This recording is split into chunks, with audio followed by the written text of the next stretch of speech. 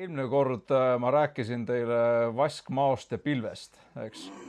Ja see oli selline asi, mille konkreetselt Jumal aasta alguses andis ja samamoodi seekord, kui ma palvetasin teie pärast ja selle teenistuse pärast, sest ma ei usu sellesse, et peaks lihtsalt valima mingisuguse oma lemmikjutluse või ma ei tea, tegema mingeid rahvaküsitlusi, et mis võiks olla kõige populaarsem teema. Et ikkagi peaks olema see, mida Jumala vaim annab. Ja tuli üles üks konkreetne teema. Ma loodan, et Jumal annab nagu armu ja tarkust, et anda sedasi just täpselt nii, et see ehitaks usku ja samas, et see aitaks mõelda mõningatest asjadest, mis on võib-olla sellised keerulisemad ja tõsisemad teemad. 2 nädalat tagasi käisin mina ühes lastekodus rääkimas ühe noore mehega, 13-aastane poiss, kes oli enam-vähem, võib öelda, pealaast jalad alla nii vähki täis ja arstid olid talle andnud selle sama nädala teisipäeval, ütleme 3-4 päeva elada.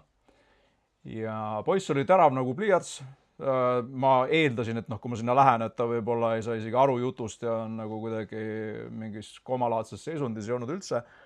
Oli täiesti teadvusel, sai täiesti selgelt aru kõigest, mida ma rääkisin. Mitu korda küsisin veel üle, et jaksad kuulata ja räägi veel.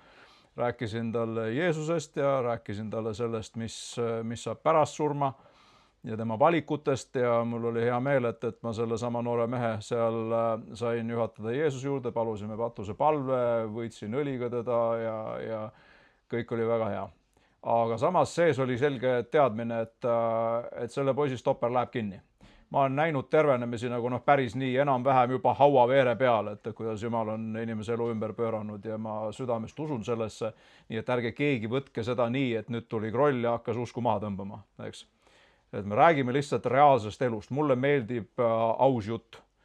Ma vahel olen kirikus istunud ja mõelnud, et kõik siin viibijad, kellel nagu natukene analüüsivõimet on, saavad ju aru, et nii-öelda teooria läheb selles suunas ja reaalne elu selles suunas ja see on karjuvad käärid selle vahel, mida räägitakse, mis tegelikult on inimeste elukogemus ja mulle see ei meeldi, sest et ütleme, mõistusega mõtlevale analüüsivõimelisele inimesele see varem või hiljem tekitab sellise kognitiivse dissonantsi, et mis siin nüüd toimub lõppude lõpuks. Tahaks nagu aru saada. Mõned noogutavad kaasa, te vist olete seda sama kogenud, eks. Ma usun, et iga mõtlev inimene peaks varem või hiljem selleni jõudma, et mis on, mis peaks olema, miks vahel on need käärid seal. Nii et veel kord, ärge keegi arvake, et ma nüüd kuidagi tõmban usku maha, kui ma räägin sellisest kurvast loost. Mõned päevad tagasi helistas selle poisi isa mulle ja ütles, et noor Sebastian on siit ilmast lahkunud. 13-aastane. Ja mina olen järgmine teisipäev teda matma. Mida sa oskad öelda mattes 13-aastast poissi, kes pole põhimõtteliselt nagu elanudki ja juba tema stopper läheb kinni ja järgmisel teisipäeval me kõik koos paneme ta 2 meetrit mulla alla ja ongi kõik. Tegelikult kristlastena me teame, et ei ole kõik. Ja see oli see, mida see noormees väga selgelt tajus. Ma rääkisin talle lugusid sellest, kuidas inimesed on kehast väljas käinud ja tagasi saadetud siia, kui reaalne see maailm seal teisel pool on ja ta päris siiralt südames seda uskus. Nii et mul on süda täiesti rahul, see poiss on praegu paremas paigas ja ta mitte kunagi mitte ühtegi valu ei pea tundma, ta ei pea ühtegi mingisugust pettumust, kannatust, mitte midagi enam iialgi kogema, see asi on möödas. Eks võib-olla olete lugenud Ilmutuse raamatus, kus öeldakse, et surma ei ole enam, kõik neetu on ära kaotatud, see asi on möödas lõplikult.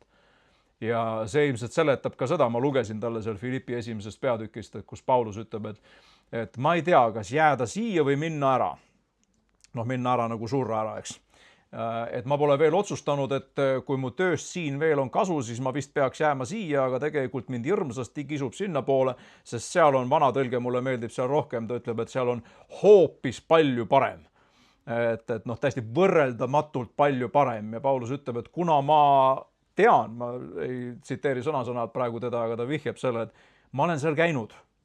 Ja Paulus oli käinud, eks olete lugenud ilmselt 2. Korintuse kirjas 12. peatükist, ta ütleb, et tõmmati 3. taevasse paradiisi ja nägi seal asju, mida maa peal ei ole ja kuulis sõnu ja nägi asju, mida ilmselt siin sõnadega ei saa seletadagi. Ta oli seal käinud ja ta võis öelda, et seal on hoopis palju parem. Aga et tahaks oma töö siin ilmas ära lõpetada ja siis olen valmis minema. Et teie pärast jään veel siia. ja selle poisi jaoks ma nägin, et see sai väga reaalseks ja kui nüüd järgmisel teisipäeval mina seal tema kirstu kõrval seisan, siis ma võin olla rahuliku südamega, teades, et ta on Jeesuse juures. Ma ei ole matnud väga palju inimesi, võib-olla 15 äkki, ma pakun umbes selline suurusjärk ja ma olen matnud täiesti uskmatuid ka. Õhkkond, mis valitseb uskliku inimese matusel ja mis valitseb uskmatu inimese matusel, on nagu öö ja päev, või päev ja öö, ütleme niipidi. Et siin ei ole mitte mingisugust võrdlust. Mis pärast, seepärast, et sa tead, et see paik, millest me räägime, see ei ole mingisugune muinasjutumaa, see ei ole mingisugune soovunelm, ma ei tea, soovmõtlemine, mingisugused luulud, nagu kes mingisugune filosoof oli, ütles, et kõik see jumala värk, et see on inimvajaduste projektsioon igaviku tasapinnal, et umbes nagu pilt sellest, mida meie tahame, mitte sellest, mis päriselt olemas on, aga lihtsalt meie igatsused. Ma tahaks rääkida täna teadmistest ja teadmatusest. Meile kõigile ilmselt meeldivad teadmised, et on asjad, millest sa tead, et see on nii ja sa võid olla kindel, et Meeli istub siia klahvide taha, vajutab klahvi, ta teab, milline klahv mingit häält teeb, on nii? Enamasti, eks kui on vale pill, võib-olla siis on nii, et vajutad ja tuleb mingi kakofoonia välja. Reegel on see, et vajutad klahvi, enam-vähem aimad, millise heli sa saad välja võlud, eks. Veiko mängib kitarri, sa tead enam-vähem, mis keeltega, milliste sõrmedega, millist heli sa tekitada suudad. Sa istud autosse, võtad rooli, sa tead, et kui sa keerad vasakule, siis ta ei keera paremale, vähemalt ei peaks keerama. Võib-olla mõnel on selline kogemus kunagi mingi vana koluga sõites, et ühel hetkel rool on käes ja igast huvitajaid asju juhtub. Ma ei taha isegi rääkida, mul üks piinlik lugu, mingisugune kohutav autoront oli me millalgi, kui me oma auto oli ära varastatud ja siis sõidame me kuskilt Viru ringi pealt ja ühel hetkel kõrval istuv, taga istuv inimene hakkas meeletult kiljuma. Mina ei saanud aru, mis juhtus. Juhtus see, et tema laps, kes istus ukse juures, oli uksest välja lennanud. Uks läks lahti, mina ei tea, mis asjaoludel, sest see ei olnud minu auto ja kas poiss ise midagi katsus või igatahes lendas välja ja see oli, kõik jäid terveks, midagi hullu ei juhtunud, aga see oli ikka paras šokiteraapia, eks. Et sa arvad, et sul on kontroll selle sõidumasina üle ja siis selgub, et ega ikka ei ole küll, et igasuguseid jubedaid asju võib juhtuda. Meile meeldib see, kui me saame asjades olla kindlad. Öelge vähemalt, mulle küll meeldib. Et kui ma lähen vanglasse, mul on oma töötõend, ma saan sealt kiipkaardi, kui ma vajutan, siis uks avaneb. Ja kui ei avane, siis on midagi pahasti, siis on kuskil mingisugune jukerdus ja see on tarvis ära lahendada. Aga mida teha siis, kui tundub, et sa teed kõike, mida sa peaks tegema ja ei ole sellist lahendust või ei ole sellist vastust? Või sa oled lihtsalt taeva ja maa vahel teadmatuses? Ma loen teile alustuseks ühe kirjakoha, mis seda ilmselt seletab minu jaoks vähemalt kõige paremini üldse piiblis. See on 5. Moosese 29-28. Varjatu kuulub issandale meie Jumalale, aga mis on ilmutatud, kuulub igavesti meile ja meie lastele, et me teeksime selle seaduse kõigi sõnade järgi. 2 kategooriat, eks. Ilmutatud asjad ja varjatud asjad. Meile need ilmutatud asjad ilmsesti meeldivad. Olete nõus? Need on need asjad, milles võib olla kindel, et sa tead näiteks, et kes iganes hüüab appi issanda nime, see päästetakse. Et see ei ole selline kulli ja kirja viskamine, et võib-olla 50-50 võimalus, et kas pääsed või pääse. Sõltub sellest, milline seal üleval pool nagu asjade seis on. Sa võid olla kindel selles. Kindel, konkreetne jumala tõotus, kõik jumala tõotused on jah ja aamen. Sellest saaks terve omaette teema, et me vahepeal peame tõotusteks asju, mis tegelikult on antud mingis konkreetses kontekstis võib-olla ühele inimesele või ühele kitsale grupile ja mis ei ole tõotused kõigile aegadele, kõigile isikutele, ükskõik kes, ükskõik kus. Eks, et klaviatuur on ees ja vajuta nuppe ükskõik kes sa oled, sama tulemus tuleb ikkagi välja. Ilmutatud asjad, eks. Mida siin selle ilmutatud asjade kategoorias nimetatakse? See seadus, see tähendab Jumala sõna. Tol ajal oli see siis Toora. Meil on see nüüd natukene suuremaks kasvanud siin nende kuskil 1,5 aastatuhande jooksul, kui piibel kirjutati umbes 40 autori poolt. See on midagi kindlat, eks. Aga oled sa tähele pannud, et piiblis ei ole kõiki vastuseid kõigile küsimustele? Need, kes ootavad kristlusest nagu sellist kõike hõlmavat maailma seletussüsteemi, et igale küsimusele piiblist leiad vastuse, kõik on olemas. Peavad varem või hiljem pettuma, piiblis ei ole kõiki vastuseid kõigile küsimustele olemas. Te nüüd ei tea, mis hullu hereesiat see kroll siin ees räägib. No kui keegi küsib sinu käest, et kas ufod on olemas või ei ole, ja siis mismoodi sa vastad neile, et noh, kas piibel räägib neist või räägib? Ma tean, et on püütud leida ufosid seal küll nende Hesekeli raamatu nägemustes ja no ei pea vett nagu mitte mingil moel, et see on soovmõtlemine, et sinna loetakse sisse asju, mida seal tegelikult ei ole. Need ei ole mitte ufod, vaid see on nii-öelda jumala troonivanker, mida seal kirjeldatakse, aga mitte mingisugused alienid kuskilt teistelt planeetidelt. Piibel ei anna kõigile küsimustele kõiki vastuseid. Piibel näiteks ei ütle mitte kusagil, et siin 27. juunil peab Allan Kroll istuma siin laitses ja rääkima teadmistest ja teadmatusest ja lugema neid tekste. Kusagil ei ole kirjas, et sina peaksid istuma siin, eks noh, kas on siis ebapiibellik tegevus, et sa siin istud? Tõenäoliselt mitte. On asju, mida selles raamatus kirjas ei ole. On asju, mida võib-olla Jumala vaim sulle eraldi ütleb. See peab olema kooskõlas Jumala sõnaga või vähemalt mitte vastuolus sellega. Eks kindlasti ära usu mingeid tunnetusi või selgusi, mis on juba ilmutatud sõnaga vastuolus. Et noh, see on selge, et see on siis kas minu enda soovmõtlemine või mingisugune veel hullemas versioonis mingisuguse muu vaimu kaudu saadud selgus. Teadmised on sellised toredad asjad, eks. Jumal on ennast oma sõnas meile ilmutanud ja andnud meile terve hulga teadmisi. 2. Timotese 3, ma seda ei hakka lahti tegema, usun, et paljud teist teavad seda niikuinii. Kõik kiri on Jumala vaimu poolt sisendatud ja on kasulik õpetuseks ja parandamiseks ja juhatamiseks ja noomimiseks, et Jumala inimene oleks siis täielikult kõige hea töö jaoks ette valmistatud. Kõik kiri on Jumala vaimu poolt inspireeritud. Mina olen selline paadunud vanakooli vend, et ma tõesti usun, et piibel on Jumala sõna. See on kirjutatud küll inimkeeles, ega kunagi palju aastaid tagasi arvati, et Uus Testament on kirjutatud mingisuguses püha vaimu kreeka keeles, sest seda võrreldi klassikalise filosoofide kreeka keelega, avastati, et no ei ole päris see. Hiljem, kui hakati uurima teisi tekste, avastati, et ei, et see oli tolleaegne nii-öelda tänavakeel, koine kreeka keel on selle asja nimi. Et ei ole mingisugune püha vaimu keel, täiesti tavaline tolleaegne nii-öelda inimeste omavahelise suhtlemise keel.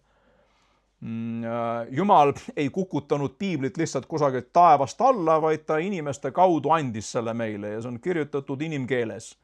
No toon näite, ma just käisin siin Nõmme koguduse piiblikooli viimast õppesessiooni tegemas ilmutuse raamatust, tõin sellise võrdluse, et ilmutuse raamat sisaldab rohkem grammatika vigu kui ükski teine antiikne dokument, mis meie kasutuses on. See ilmutuse raamatu grammatika on katastroofiline, seal on reaalselt nii palju vigu. Meie ei loe neid seepärast, et enamik inimesi, mina ei väida, et ma oskan kreeka keelt. Ma olen õppinud omal ajal 2 aastat, aga ma kindlasti ei väida, et oskan. Enamik inimesi kreeka keelt ei mõista, me loeme tõlget, me ütleme, et tavaline nagu arusaadav tekst, võib-olla natuke veidrad ilmutused, mingisugused kummalised rohutirtsud ja mingid tegelased seal tuleb kuskilt tuld ja väävlit ja igasuguseid muid kummalisi asju. Aga me ei saa aru sellest, et see on tegelikult algselt kontekstis, ta on kirjutatud sellisena. Miks nii? Kas see tähendab, et siis piibel ei ole Jumala sõna või et kui seal on grammatika vead? Ja see tähendab seda, et selle kirjutas apostel Johannes, kes oli parajasti pagendatud Patmose saarele ja tal ei olnud sekretäri ega tõlki. Aga tema oli lihtne Galilea kalamees, kelle kreeka keel ei olnud tema emakeel, eks. Et mina võin rääkida C1 tasemel vene keelt ja inglise keelt ja soome keelt lapsest saadik Soome televisiooni kaudu osanud. Ühtegi neist ma ei räägi nii hästi kui eesti keelt. Ja veel hullem, kui ma peaks kirjutama, siis kindlasti ma seal teeks oluliselt rohkem vigu kui eesti keeles. On terve hulk asju, mis on kirjutatud kellegi abiga näiteks. Johannes kirjutas tõenäoliselt oma evangeeliumi kellegi sekretäri abil. Kui ma küsin teilt, kas te teate, kes on selline seltsimees nagu Tertius? Enamik kristlas ei tea. Kas keegi siit oskaks öelda, kes on Tertius? Ei tea. Tertius on see mees, kes kirjutas Rooma kirja. Mis mõttes? Paulus kirjutas. Ei kirjutanud. Paulus dikteeris Tertiusele, Tertius kirjutas. Füüsiliselt, kui sa oleks saanud selle teksti käsikirja, siis sa näed, et see on Tertiuse käekiri. Ja võib-olla lõpus on Pauluse allkiri pandud, et oleks ära tuntav, et ei ole mingisugune võltsing. Eks see oli tavapärane praktika tol ajal. Ja kui nüüd siis apostel Johannes on seal oma üksikul saarel ja tal ei ole parajasti sekretäri ega tõlki, siis ta kirjutabki nüüd maises inimkeeles, kas on sellepärast vähem Jumala sõna. ma ei plaaninud üldse sellest pikalt rääkida, aga lihtsalt lõpetan selle mõtte selle võrdlusega. Kui minu tütar oli väike, ta saab homme 22-aastaseks, nii et võib-olla tal on piinlik, et ma üldse selliseid näiteid kasutan, lõpetas juba ülikooli ja aeg lendab, ütlevad vanad inimesed nagu mina. Mäletan, kui ta oli alles väike, nüüd on juba ülikooli diplom ja õigusteadlane valmis. Kui ta oli väike ja alles õppis rääkima esimesi sõnu ja tõstis käed ja ütles opa, siis mina ei võtnud lahti õigekeelsus sõnastiku, uurisin, mis sõna see opa on? Võõrsõnade leksikonis ma seda ei leia, õssis ma seda ka ei leia, et kes räägib nagu nii? Opa. Defineeri opa. Ei, ma saan aru, et kui ta tõstab käed ja ütleb opa, siis ta tahab sülle. Kommunikatsioon toimib, kuigi see on tema poolt, ütleme, grammatiliselt, keeleliselt ebakorrektne. Aga ma ei aja juuksekarva pooleks öeldes, kuni sa ei vormista oma taotlust korrektses eesti keeles, vähemalt B2 tasemel, ütleme nii, tuleme natukene vastu, siis mina taotlusi vastu ei võta, eks valesti vormistatud tagasi saatjale. Kommunikatsioon toimib, kuigi see on, ütleme, sellise primitiivse taseme peal. Kui ta ütles mämm, siis ma ei hakanud lappama õigekeelsus sõnaraamatut või võõrsõnade leksikoni, et mis mämm, nagu, mis sõnad need on sellised, mämm, et räägi eesti keeles, oled eestlane, oled Eesti Vabariigi kodanik, eks, miks sa ei räägi normaalses keeles? Mina saan aru, kui ta ütleb mämm, siis ta tahab süüa, eks, kommunikatsioon toimib täiesti arusaadavalt. Ei mingit probleemi, kuigi võib öelda, et primitiivsed, tol ajal, kui ta nii väike oli, siis mina olin just veel oma bakaõppes ja ma oleks võinud hakata seal, ma ei tea, mis keerulist, filosoofilist, psühholoogilist, pedagoogilist keelt tal ajama, mis oleks kõik tal kõrgelt üle pea läinud ja ta peaks mitte muhvigi aru saanud sellest. Tarbetu verbaalne raiskamine oleks olnud see. Kui ta ütles kaka, siis ma sain aru, et ta lihtsalt ei konstateeri fakti, et on olemas selline asi nagu kaka. Et ta tõenäoliselt on oma mähkud täis lasknud ja vajavad vahetamist. See on nüüd see osa, mida ta ilmselt ei taha, et ma eriti veel mingisuguse kaamera ees räägiks. Aga see on meil kõigil juhtunud. Nii vagad, kui te siin ka ei tunduks, te kõik olete kunagi püksi lasknud ja mina ka. Oi, ma ei kujuta ette, kui palju kordi me oleme pidanud seda tegema ja kellel on lapsed, te olete oma lastega ka teinud seda, pidanud neid mähkusid vahetama. Öelge mulle, kas opa, kaka, mämm tasemel kommunikatsioon on kommunikatsioon? Jaa, absoluutselt on. Minu väide, võib-olla mõned solvuvad, mõned ütlevad, et mis mõttes piibliõpetaja Kroll räägib niimoodi piiblist. Piibel on opa, kaka, mämm tasemel jumala kommunikatsioon inimesega. Ükskõik kui targad me poleks, me võime olla, ma ei tea, mitme doktorikraadiga, jumal meiega tuleb ikkagi opa, kaka, mämm tasemele, rääkides meiega puudulikus inimkeeles, inimkeel on puudulik, absoluutselt. On asju, mida sõnad ei mahuta ära. Kes on natukenegi mingit keelt tõlkinud, eks mina olen päris palju, ma ei tea, kui palju tuhandeid loenguid tõlkinud ja igasugused saateid ja sa saad aru, et näiteks keeleruumid on täiesti erinevad, sõnade tähendusväljad täiesti erinevad, saad aru, et ühes keeles on see palju laiem, teises palju kitsam. Aga kommunikatsioon toimib. Nii et pika kaarega tagasi tulles Jumala sõna juurde, Jumala sõna on Jumala vaimust inspireeritud. Aga see on tulnud läbi inimlike kanalite ja see ei vähenda selle kommunikatsiooni väärtust absoluutselt mitte mingil moel. Te nüüd vaikite kurjakuulutavalt, keegi ütle, ega aamen, aga mis siis ikka? Läheme edasi siis, kui see jutt ei meeldi.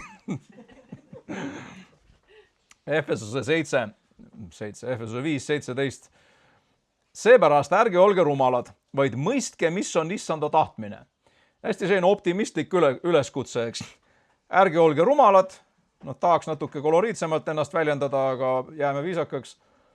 Ärge olge rumalad, vaid mõistke, mis on issanda tahtmine. Tähendab, et Jumala tahet on võimalik mõista.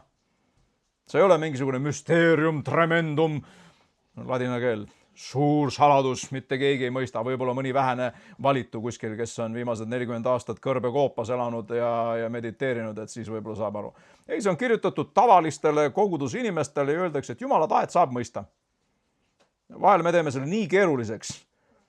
Mina ei kuule mitte kunagi Jeesuse häält. No siis vähemalt võiks alustada sellest, et nõustu Jeesusega. kui Jeesus ütleb, et mina olen hea karjane, minu lambad kuulevad minu häält nagu kindlas kõneviisis, minu lambad kuulevad minu häält, tunnevad selle ära ja ei järgne võõrale, siis võiks alustada sellest, et Jeesus, sul on õigus. Mina nõustun sellega, isegi siis, kui vahel elukogemus ütleb, et vahel ma ei saa aru. Mis siis ikka? Ma nõustun sinuga ja siis mu elukogemus hakkab vaikselt nagu nii-öelda sünkroniseeruma selle asjaga, mida Jeesus ütleb. Aga kui ma kogu aeg talle vastu vaidlen, mina ei kuule kunagi.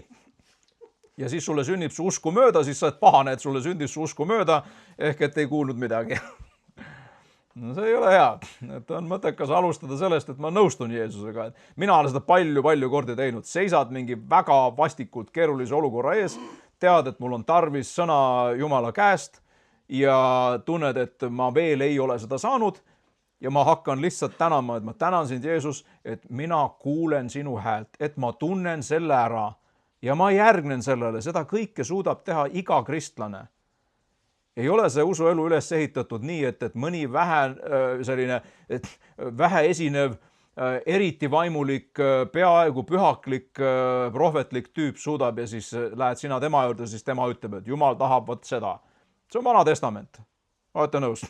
See on Vana Testamendi viis, et sa võtad oma mingisuguse sikutalle ja lähed prohveti juurde, ütled, näed, kits sulle, sõnum mulle. Ja nii saabki, eks. Ma usun prohvetitesse absoluutselt ja ma usun, et prohvetlikud sõnumid on Jumala poolt antud, need tuleb läbi katsuda kõik, aga need on Jumala viis kinnitada reeglina seda, mida ta sulle juba andnud on. Jeesus on tõotanud seda, et meie kuuleme tema häält. Kolossa 1.9.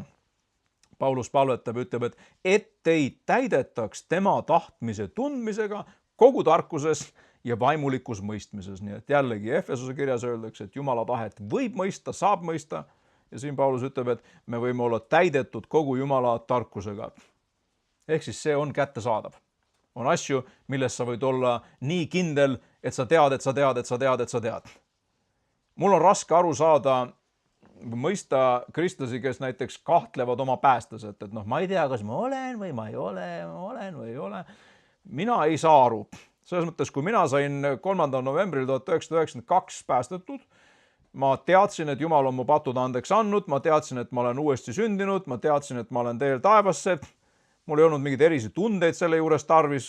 Kui ma sealt Sakala keskusest sõjaväe osapoole tagasi pantsisin, siis mul polnud mingeid erilisi tundeid, aga sees oli teadmine, et nüüd sa oled, nagu Paulus ütleb, uus loodu. Vana on möödunud, uus on tekkinud. Nüüd on täiesti uus asi.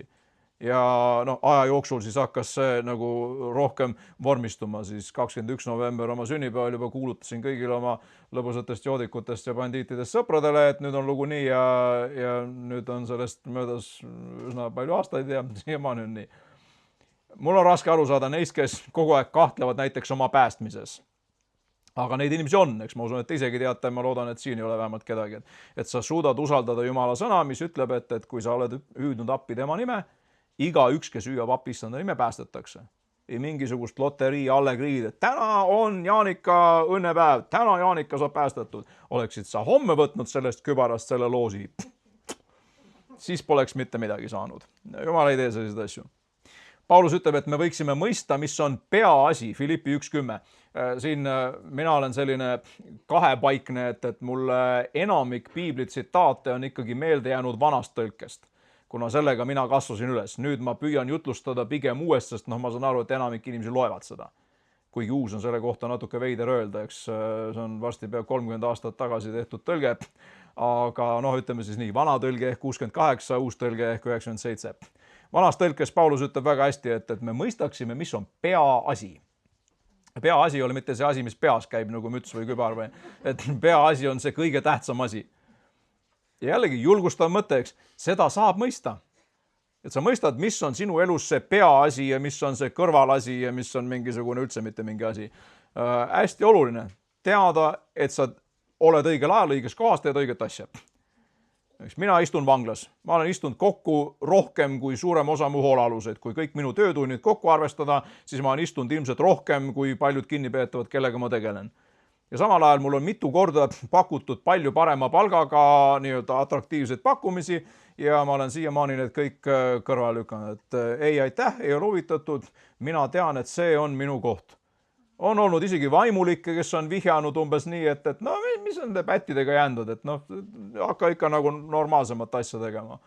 No ma ei kujuta ette, kui palju normaalsem võib olla see, et sa aitad inimesed välja sellest kõige vastikumast kleepuva poriaugust ja praegu näed neid töövilju, eks noh, ma süda viskab tagurpidi saltosid, kui ma näen neid, kes on koguduste karjased, kes on rehabilitatsioonikeskuste juhid, kes veavad mingit muud jumalariigi tööd ja kes elavad lihtsalt normaalset seaduskuulekat elu ja käivad koos Jeesusega. Kaplani töös, ma ei taha, ma loodan, et keegi ei vaata selle peale kui mingi kelkimise peale, eks, et noh, see on lihtsalt see, et kui sa oled õigel ajal õiges kohas, siis see värk toimib. Siis viljad tõestavad, et see asi on see. Kui sa nagu kogu aeg midagi künnad ja tundub, et noh, ei ole nagu tulemust ega midagi ja ei paista, et tuleks ka. Et siis võiks nagu võib-olla vaadata, et kas ma ikka teen õiget asja. Et jooksed oma võistluse lõpuni ja siis finišis öeldakse sulle, et sinu distants oli ujuda. Aga sina jooksid. Miks sa jooksid? No teised jooksid. Ja, et sellepärast oli nagu õige hakata jooksma. Et igaühe jaoks on oma koht. Ja igaüks peab mõistma, mis on see peaasi või nagu Jeremia ütleb, et suuta eraldada väärtuslik tühisest. Et mina näiteks selles vanglatöös ma olen püüdnud seda teha ja ma näen, kuidas ma olen olnud ka abipastori ametis päris mitmeid aastaid. Ma näen, et kaplani ametis on Jumal saanud kasutada mind selleks, et tuua Jumala juurde või tuua tagasi usule palju rohkem inimesi, kui ma kunagi pastorina suutsin. Ja see ei ole mitte see jälle, et nüüd ma kiitleks iseendast, ma ütlen, et kui sa oled õigel ajal õiges kohas ja teed seda, mis on sinu jaoks antud, siis selle vili, puud tuntakse viljast, eks selle vili varem või hiljem hakkab tõestama, et võt see on see asi, mida sina teed ja pead tegema ja see on sinu kutsumus. Ma ei ütle, et ma olen laulatatud selle tööga, kuni surm meid lahutab. Kui Jumal ütleb, et nüüd on kõik ja liigu edasi, absoluutselt. Püha vaim Jeesus ütleb, et õpetab meile kõik ja juhatab meid kõige tõe sisse. Nii et on asju, milles võib olla kindel. Aga nüüd tuleme selle natukene ebakindlama poole juurde, et teadmised on toredad, need meile meeldivad. Aga teadmatus, need on asjad, mida me veel ei tea või veel ei mõista. Ja mõistmine ei ole alati informatsiooni küsimus. On asju, millest me võime hankida infot, aga me tegelikult teame, et me ei saa aru. On kellelgi nii olnud vahel. Infot on külluses. Arusaamist pole veel tekkinud. Sa saad aru, et sa ei saa aru. Ma vahel ikka tsiteerin seda Sokratese lugu, et kui Delfi oraakel olevat kuulutanud, et Sokrates on kõige targem mees maa peal, siis Sokrates kuulis sellest ja ütles, et võib-olla tõesti, mina nimelt tean, et ma midagi ei tea, aga teised ei tea sedagi. Et see on omamoodi huvitav asi. No, ma vahel illustreerin seda sellise näitega, et kujutame ette, et sinu teadmised on saareke keset võimalike teadmiste ookeani. Kui see saareke on väike, siis ütleme rannajoon ehk kokkupuude võimalike teadmistega on lühike. Väike saar, no ütleme, sul on mingi paar kilomeetrit sealt, teed ringi ära kogu luub. Sinu kokkupuude võimaliku teadmisega või võimalike mingite infokillukestega on väike. Ja selline inimene võib olla terve oma elu lõpuni. Ta võib tegelikult olla, noh ütleme, silmaring nii kitsas nagu joogikõrs. Ja ta ise ei saa aru sellest. Tal on kõik hästi selge, eks te kõik endast olete kohanud inimesi, kes teavad alati, kuidas asjad tegelikult on. Enamikes kogudustes on mingi hulk neid, kes päriselt teavad, kuidas asjad on erinevalt nendest jorssidest, kes seal kantsis midagi kaagutavad. et on sellised äraseletatud näoilmed, kes on päriselt informeeritud. Ja nad on alati valmis siis teisi ka sellest hädast välja aitama ja jagama siis oma teadmisi. Oletame, et nüüd mingi aja möödudes see rannajoon kasvab, see saareke läheb suuremaks. Inimene on arenenud, õppinud, kasvanud, targemaks saanud. Mida see praktikas tähendab? See saar on suurem, ehk et rannajoon ei ole enam 2 kilomeetrit, vaid näiteks on 20 kilomeetrit. Ehk et kokkupuude võimalike teadmistega on väga palju suurem. Ja nüüd ta teab, kui palju veel võiks teada ja kui see saar veel kasvab, siis see sama efekt ainult jätkub. Saate aru, mida ma silmas pean, eks? See eeldab seda, et inimene tunnistab ja tunnetab oma enda teadmiste piire ja ei püüa olla ekspert igas valdkonnas. Vahel meil see kiusatus on. Mäletate, kui algas Ukraina sõda, siis kõik muutusid äkki militaarekspertideks. Kõik täpselt teadsid, millal Venemaal laskemoon otsa saab ja kuulutasid, isegi pagunitega härrased kuulutasid, et me teame ja kohe varsti juhtub ja nüüd on sellest juba mitu aastat möödas ja ei ole siiamaani laskemoon otsa saanud. Ja miks nii on, et mis iganes lained üle Eestimaa käivad, kui olid Covidi värgid, siis kõik muutusid sellisteks isehakanud epidemioloogideks ja suutsid täpselt teada, mis ja kuidas ja kust ja see on aja küsimus, millal tuleb mingi järgmine teema ja siis jälle kerkivad sellised kodupeenra pealt võrsunud eksperdid, kes teavad, kuidas asjad tegelikult on. Tegelikult kasulik Jumala ees on pigem tunnistada nendes asjades seda, nagu Sokrates tegi, et ma tean, et ma tegelikult väga palju ei tea. Seda ei taha uhkus lubada. Olete nõus? Ega teil kellelgi pole seda. Täitsa võõras teema, uhkus, võõrsõna, võiks lappama mingi leksikoni läbi, et saaks aru, mis asi üldse on, et enda elus ma pole näinud. Mina vahel vaatan küll peeglist ühte tüüpi, keda ma sellest süüdistada võin. Et kipud nagu arvama rohkem, kui asi väärt on. Oscar Wilde on öelnud väga hästi, ma absoluutselt ei too eeskujuks tema elu ega mingisuguseid elukombeid, aga mõned asjad ta, kuidas see ütlus oli, et rikkis kell näitab ka 2 korda päevas õiget aega, et ütleme, võtame siis seda niipidi. Oscar Wilde ütleb, et ma ei ole nii noor, et teada kõike. Mäletate, 16-aastasena. Kõik on selge. Absoluutselt. Sorry, kui taga on 16-aastaseid, ei mingit kriitikanooli teie pihta. Eks me kõik oleme kunagi olnud. Ma saan aru, et mõni kuuleb, et ei usu. Minu mamps küll pole olnud. Kõik me oleme olnud kunagi. Ta ütleb, et kui ma olin noor, siis ma olin hästi tark. See on minu meelest Mark Twaini tsitaat. Ma lihtsalt puusalt tulistan, et kui ma olin 15-aastane, siis mu isa oli kõige rumalam inimene maa peal. Siis kui ma olin 25-ne, siis ta oli juba märkimisväärselt targemaks saanud. Ja siis kui ma olin 45-ne, siis ta oli üks targemaid inimesi, kellega mul oli au vestelda. Mis te arvate, kas Mark Twaini isa elas läbi sellise metamorfoosi, et ta lihtsalt nagu plahvatuslikult arenes? No ilmselt ta arenes ka, aga ma arvan, et mitte nii plahvatuslikult. Et pigem võiks kahtlustada seda, et suur kirjaniku härra ise võib-olla hakkas mõistma, et 15-aastasena ta vist väga paljusid asju ei mõistnud. Nüüd see ei ole mitte jutt sellest, et noorus on hukas. Nii et tagarea noored, ärge saage sellest jutust nii aru. Jutu mõte ei ole see, et noorus on hukas, jutu mõte on see, et me kõik oleme arenemisprotsessis ja Jumala ees me oleme alati Jumala lapsed. Või on kedagi teist Jumal kõnetanud, kuidagi öelnud härra Kroll või seltsimees, midagi sellist või ei ta ikka, kui ta kõnetab, siis ta tõenäoliselt ütleb, et mu laps. No on see nii. Piiblis räägitakse meist ikka kui Jumala lastest. Ükskõik kui targad me ka oleme. Jumala võib olla professoreid ja doktorikraadiga lapsi, aga nad on ikkagi lapsed. Ja tema teadmistega võrreldes meie teadmised ei ole isegi mitte väike täpikene keset seda ookeani, vaid see on, ma ei tea, ma ei oska sellist asja välja mõelda, mis seda adekvaatselt kirjeldaks. 2 psühholoogi, Dunning ja Kruger, tegid aastal 1999 sellise testi, et nad testisid inimeste oskusi ja enesekindlust. Ja testisid siis sellised asju, grammatika, loogika ja huumorimeel. Ma ei tea, kuidas nad selle peale tulid, et sellist asja sinna testi ka panna. Ja üllatus, üllatus. Kõige halvemini läks neil, kes hindasid oma teadmisi kõige kõrgemalt. Kõige halvemini, seda nimetatakse tänapäeval psühholoogias Dunning-Krugeri efektiks. Kõige halvemini läks neil, kes ise arvasid, et nad on kõige kõvemad tegijad.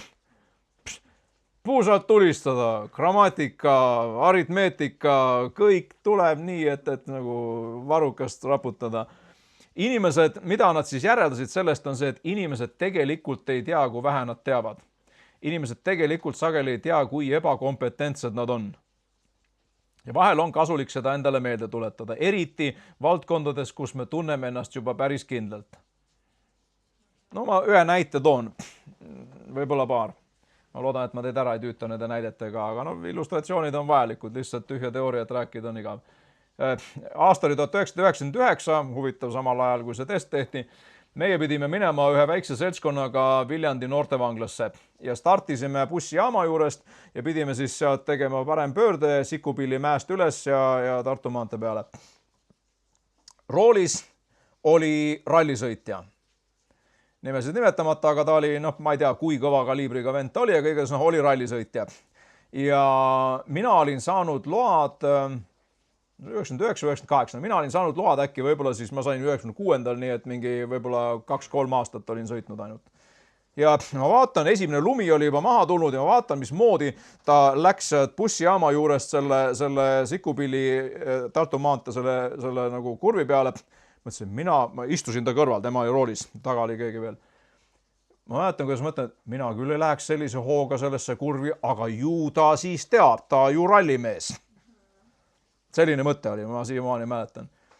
Rallimees rallimeheks, siis kui ta sinna Tartu maantee peale ära sai keerata, siis läks auto külg libisemisse vastassuuna vööndisse ja mul on siiamaani pilt silme ees, kus üks Mercedes tuleb Sikupilli mäe pealt alla ja pauh! Laup kokkupõrge meie autoga. Kõik jäime terveks, auto oli sodi, vangla jäi meist ilma seekord, aga ütleme, et Mats oli päris märkimisväärne. Miks nii? Tõenäoliselt sellepärast, et härra rallimees oli nii kindel, et ma võin kinni silmi, ma ei tea, väikse sõrmega roolides selle auto sealt sellest lihtsast kurvist läbi viia ja pole mingit probleemi. Miks sellised asjad juhtuvad? Seepärast, et inimesed hindavad oma pädevust üle.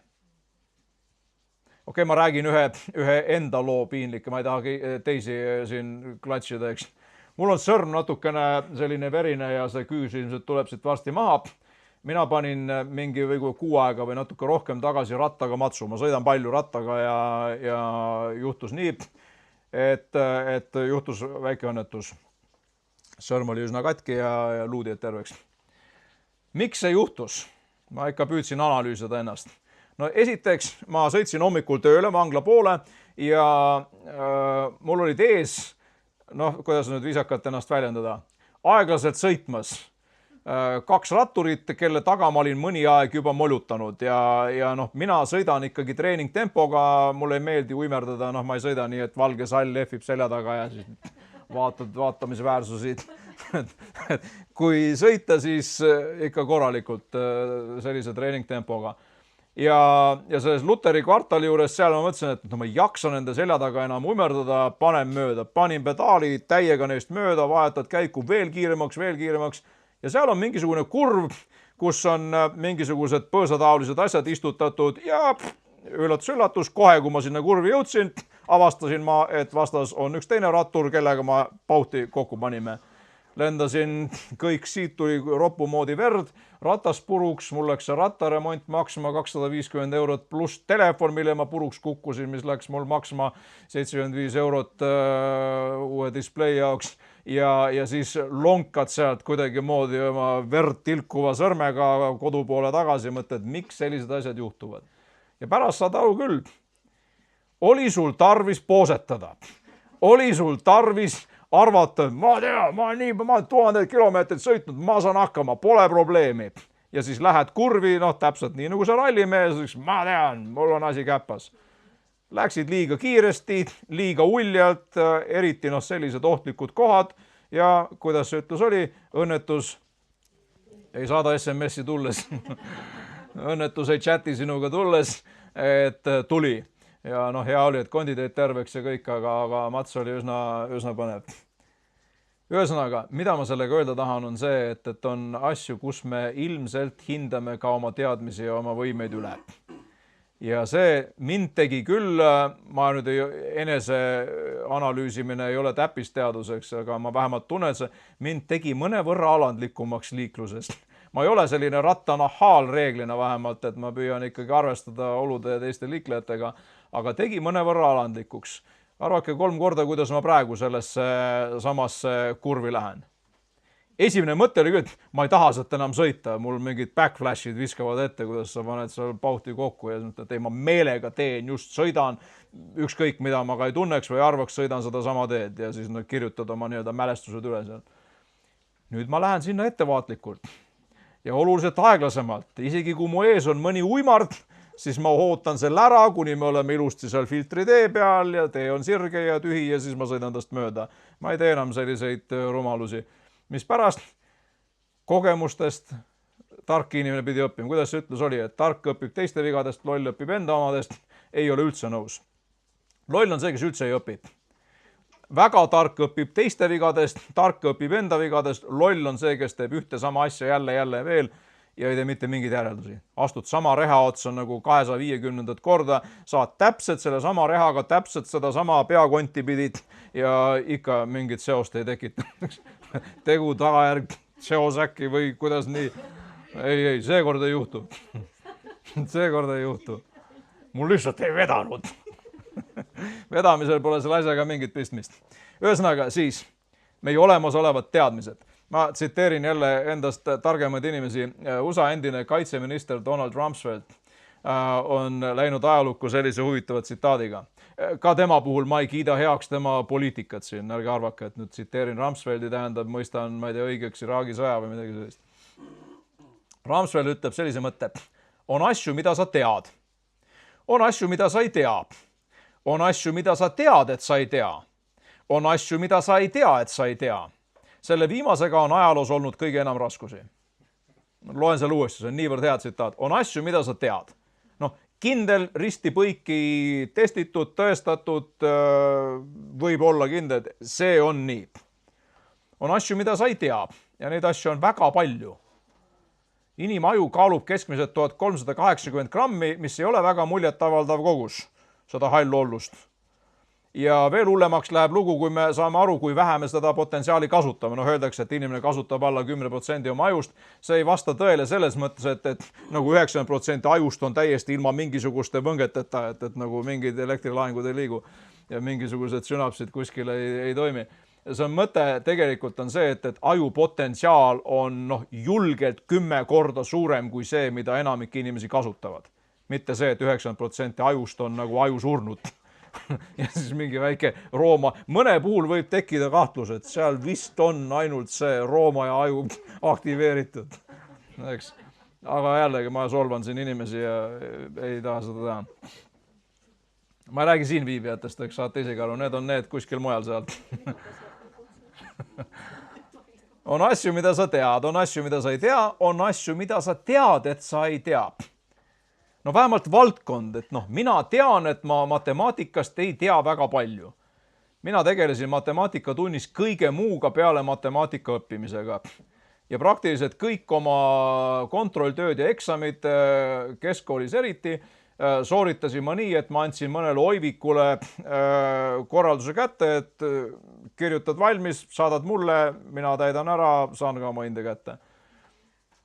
Ma ei hakka isegi kirjeldama, mis jõledusi ma matemaatikatunnis tegin. Ma olen seal küll alkoholi tarbinud, küll õpetajad tooliga visanud ja kõike muud. Ja päriselt, see ei ole nali. Ma olin 8. klassis, kui õpetaja lõi mulle päevikuga näkku ja mina selle eest viskasin teda tooliga. Ja astusin klassist minema ja enam kunagi sinna tagasi läinud. Öeldi, et õppale juhataja loaga saad ainult. Pidin kooli vahetama ja siis läks asi nii. Hirmunud pilgud. Kunagi ma rääkisin mingisugust oma vana pöördumise lugu ja mäletan, kohta ei nimeta, aga see ei olnud siin. Keegi vanaproua kuulas mu juttu ja siis pärast kommenteeris jahmunud, et Päti poisid tõid siia rääkima meile. Temal jäi nagu kahe kõrva vahele vist salvestumata, et ma rääkisin sellest, mis oli enne. Ja nüüd ma ei loobi õpetajaid toolidega, et nüüd ma ei spikerdanud ega kasutanud mingisugust nagu plagiaadi varianti ei oma bakaõppes ega oma magistriõppes, põhimõtteliselt, et välistatud. Häbiga peab tunnistama, et oli terve hulk kaastudengeid, kes seda tegid, eks kristlased küll valmistuvad jumala teenimiseks ja plagieerivad ja spikerdavad kohe, kui võimalus avaneb ja saavad täiesti rahulikult elada nii. Ühe käest küsisin, et kuidas sa nii saad? Sa valetad ju, naturaalselt valetad oma töös. Need on minu teadmised, kui need tegelikult ei ole sinu teadmised. Aga see on nii mõttetu aine. Sa halve minne siis. Keegi käsi A-d saadad. Saa D näiteks. Kirjutad kehva töö, saad oma arvestuse kätte, läbi ei kuku, eks kuna nii mõttetu aine ei. Tahaks saada A-d, kas või valetamise hinnaga, peaasi, et saab. Noh, minu jaoks mul ei lähe kurgust alla, ma olen ise Methodisse seminaris ka õppejõud praegu ja noh, ma ikka oma tudengitele enamasti kursuse alguses juba ütlen seda, et arvestage, et kui te kirjutate oma tööd, võib-olla meie plagiaadi tuvastamise programm ei suuda läbi hammustada, et te olete tehisintellekti kasutanud selleks, et oma tööd kirjutada, aga jumal näeb. Ja kui sa siin nüüd valetad mulle, sa saadad mulle mingisuguse töö, mis on tehisintellektiga kirjutatud ja väidad, et need on sinu teadmised, siis sa pead bossi ees aru andma. Mina võib-olla panen sulle hinde välja ja ei saa kunagi keegi teada siin. Ja ka arvesta sellega, et jumal näeb, jumal teab ja tema ees üks hetk aru annad ja siis sa ei saa teha Britney Spears, et whoops, I did it again. Lihtsalt juhtus. Ei juhtunud midagi. Aga mitte sellest ma ei tahtnud rääkida. Ma tahtsin rääkida sellest, et matemaatikat ma ei oska. On asju, mida ma ei tea. On asju, mida ma tean, et ma ei tea. Noh, näiteks ma tean, et ma olen matemaatikas väga halb. Mõni teist võib, teil on kaastundmust minu nõtrusega, te noogutate kaasa. Mõni teine ütleb, matemaatika kõige kergem aine. Miks mina ei saa aru, miks keegi teine seda ei mõista? Mõnele matemaatikule tahaks vahel vastata, et mis sa teed siis näiteks, kui ütleme, keegi muusik ütleb, et laulmine ja pillimängimine on nii kerge, õpi ära, aga tal on elevandi kari kõrva peale seisma jäänud, mitte lihtsalt kõrva peale astunud. Parimagi tahtmisest ta ikka mitte kunagi viisi pidama, ta laulab uutuurist, puu kuurib ja kui on väiksem ruum, ta laulab ülistusjuhi helistikust välja. Ma olen seda näinud reaalselt. Päriselt. Ilma mingi naljata. Ma olin väikses koguduses, kohta ei nimeta, ilma võimenduseta ülistus ja üks härrasmees, noh, ta ilmselt ei teadnud, et ta kohutavalt halvasti laulab. Ta karjus teises kõigist üle. Ja reaalselt ta karjus ülistusjuhi helistikust välja, sest kõrv võtab signaali vastu. Ma saan aru, et sa tahad laulda. Tahaks vastata nagu nõukaaegses multifilmis, et kui võid, laulab. Oli see vist nõukaaegne multifilm, ma võin siin eksida ka. Aga ühesõnaga, mõni ütleb, et Meeli ütleb, et see on nii kerge. Veiko ütleb, mis see pilli mängimine on, et õpid tuurid selgeks ja läheb. Aga kui sul pole seda soolikat ja ei hakka kunagi tulema. Kunsti inimene, eks. Mõni on selline, et anna pintsel kätte, tuleb ludinal, ma ei tea, meistriteosed tuled. Aga mõni on selline, et suudab võib-olla elu lõpus kriipsu juku joonistada enam-vähem nii, et on käte ja jalgade arv on õiget ja peaga enam-vähem õiget pidi otsast. Ja siis kunstniku härra või proua ütleb, et mis sul viga on? Võta kokku ennast. Ükskõik kui paljud ennast kokku võtta, ta ei hakka mitte iial joonistama ega maalimisest rääkimata. Lihtsalt on, meil on oma tugevused, oma nõrkused, eks. On asju, mida ma ei tea, on asju, mida ma tean, et ma ei tea. Ja siis see viimane kategooria, millest Ramsfeld räägib siin, on asju, mida sa ei tea, et sa ei tea. Ja sellega ta ütleb, et meil on ajaloos olnud kõige enam raskusi. Ma isegi ei tea, kui vähe ma tean. Ma tean, mida kõike ma ei tea ja ma tegelikult võib-olla peaks teadma. Ja nüüd siis asi läheb kehvaks, kui ma sellises olukorras, sellise, võib öelda siis, puudega on palju öeldud, pahasti öeldud, ütleme sellise puudulikkusega siis, püüan mõista Jumalat, kelle kohta öeldakse, et tema sees me elame ja liigume ja oleme kõik. Ja tema, kes teab, kui palju juuksekarvu sul peas on. Mõne puhul ei ole see raske raketiteadus. Võib ühe käe sõrmedel kokku lugeda. Mõne puhul on mõnevõrra keerulisem. Tema, kes ta teab, kus varblane surnult maha kukub. Ja tema, kes ta nimetab tähti nimedega. Tema, kes ta on kirjutanud oma raamatusse kõik meie elupäevad veel enne meie sündimist. Ja nüüd me püüame tema asju selle vähem kui 1,5 kilose ajuga paika panna ja aru saada ja mõista ja tõsikindlalt kuulutada. Mina tean täpselt. See on üks asi, mida mina olen ilmselt oma usuelu jooksul hakanud järjest rohkem mõistma, et on asju, kus mina ei peagi väitma tõsikindlalt, et ma tean. Kas või see sama poisseks, keda ma teisipäeval matma lähen. Täna vanglas üks kutt, kes teadis selle poisi isa, ütles, et näed, Allan Kaplan, et mis värk see nüüd on siis, miks nii juhtus, miks näed, poiss pole õieti elanudki ja mida ma talle vastan? No mõni ütleb, et kurat tegi. See on selline nagu vastaks, aga tegelikult ei vasta midagi. See on nagu mingi poliitiku kõne, et räägib, aga midagi ei ütleb. Mis mõttes see ei ole siis midagi öeldud? vaata, isegi kui ma ütlen, et okei, kurat tegi, aga kas ma olen sellega vastanud küsimusele, miks Jumal lasi kuradil teha? Martin Luther ütleb hästi, et kurat on Jumala ketikoer. Täpselt nii palju saab joosta, kui Jumal talle ketti annab. Hiobi raamatut olete lugenud, eks Jumal ütleb, et tohid nii palju teha ja ei rohkem. Ükskõik, mida ta ka teha ei tahaks, ütleme, kui talle antaks vabad käed, siis ta hävitaks terve inimtsivilisatsiooni ära, talle ei anta. Olete ilmutuse raamatut lugenud, korduv selline refrään on seal talle, antikristusele, anti nii ja nii kaua aega tegutseda, tal lubati teha neid ja neid ja neid asju. Ehk et peategelane ei ole antikristus, vaid Kristus, kes taevast orkestreerib kõike seda, mida maa peal tehakse või lastakse teha.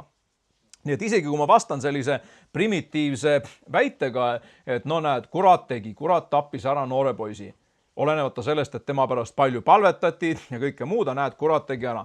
Okei, see ei ole tegelikult minu jaoks küll mingisugune pädev vastus, sest see ei anna mitte mingit seletust, miks Jumal ei sekkunud, miks ta ei vastanud palvele, miks ta ei pannud kuradile seda, nagu ta Vanas Testamendis ütleb ühe kuninga kohta, et ma panen talle haagid lõuapäradesse ja tirin ta sealt minema, et kui muidu ei taipa, tõmban nii, nagu ma ei tea, haugid veest välja, et kui mina ütlen, et peab tegema nii, siis ei ole mingisugust vastukobisemist. On teil vahel olnud selline tunne, et sa oled teinud kõik, mida sa oled pidanud tegema? Nii palju, kui sinu teadmised ja kogemused ja ütleme, võimalused sellel hetkel lubasid. Ja siis ühest hetkest sa pead lihtsalt, nii nagu Ivo Linna, et tõstan käed ja annan alla, tõstma käed ja andma alla, et nüüd mina enam ei oska. Mina enam ei tea, mida teha. Ma ei oska siit edasi minna. See on kusjuures väga hea stardipositsioon selleks, et Jumal saaks juhtida sind. Vahel Jumal juhib meid täiesti alateadlikult. See ei ole nii, et Jumal saab meid juhtida ainult siis, kui meie palvetame, saame temalt korralduse ja siis hakkame seda tegema. Olete lugenud õpetussõnades, kus öeldakse, et liisku heidetakse kuue hõlmas, aga otsus on issanda käes. Ehk et näib olevat nii kaootiline juhuslik asi, nagu mingi loterii, allegrii. Ja tegelikult Saalomon ütleb seal, et aga Jumal täpselt teab ja Jumal on otsustanud juba, millise numbri peale see täring püsima jääb. On selliseid kohti olnud küll minu elus ka, kus ma lihtsalt saan aru, et minu tarkus sellest üle ei käi. Ja ma annan ennast lihtsalt Jumala kätte üle. See ei tähenda, et sa peaksid kuidagi moodi lohakalt võtma, et mina ei vastuta, mina ei otsusta, lihtsalt heidan kõik issanda peale. Ma usun, et te saate aru, et ma ei propageeri vastutustundetust. See, mis vahel on mõne inimese jaoks nagu murede heitmine issanda peale, on tegelikult lihtsalt vastutustundetus.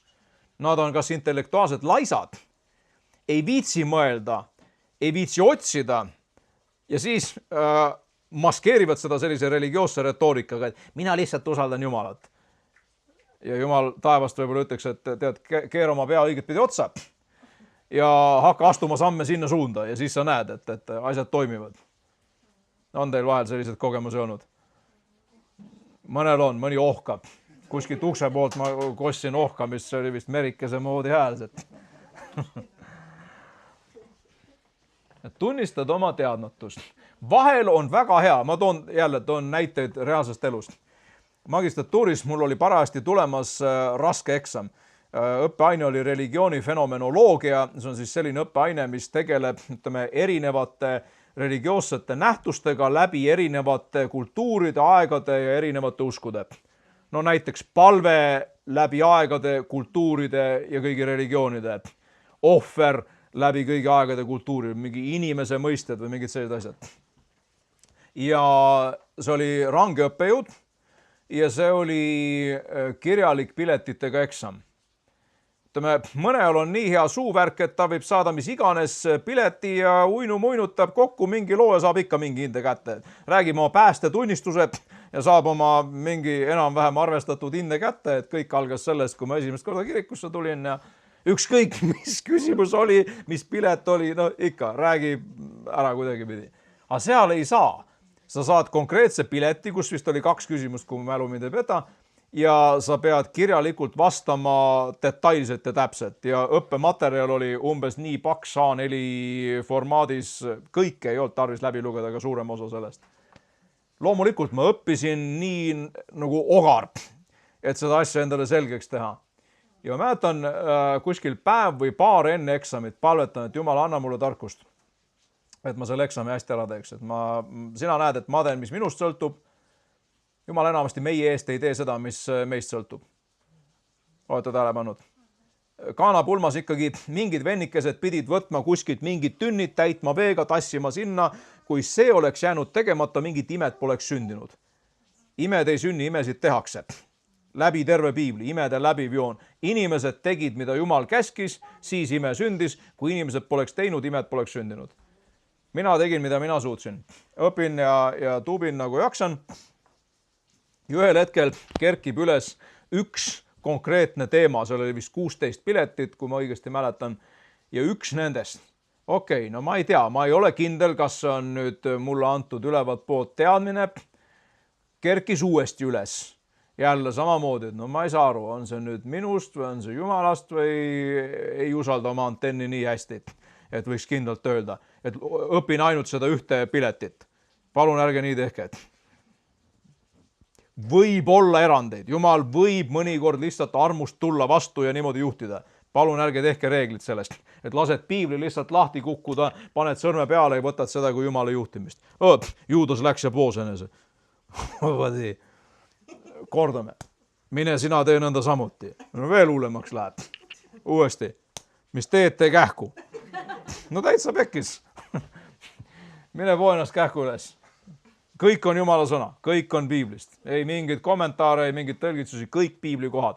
Kontekstist väljas, täiesti absurdselt tõlgitsetud, aga siiski. Eksamipäeva hommik.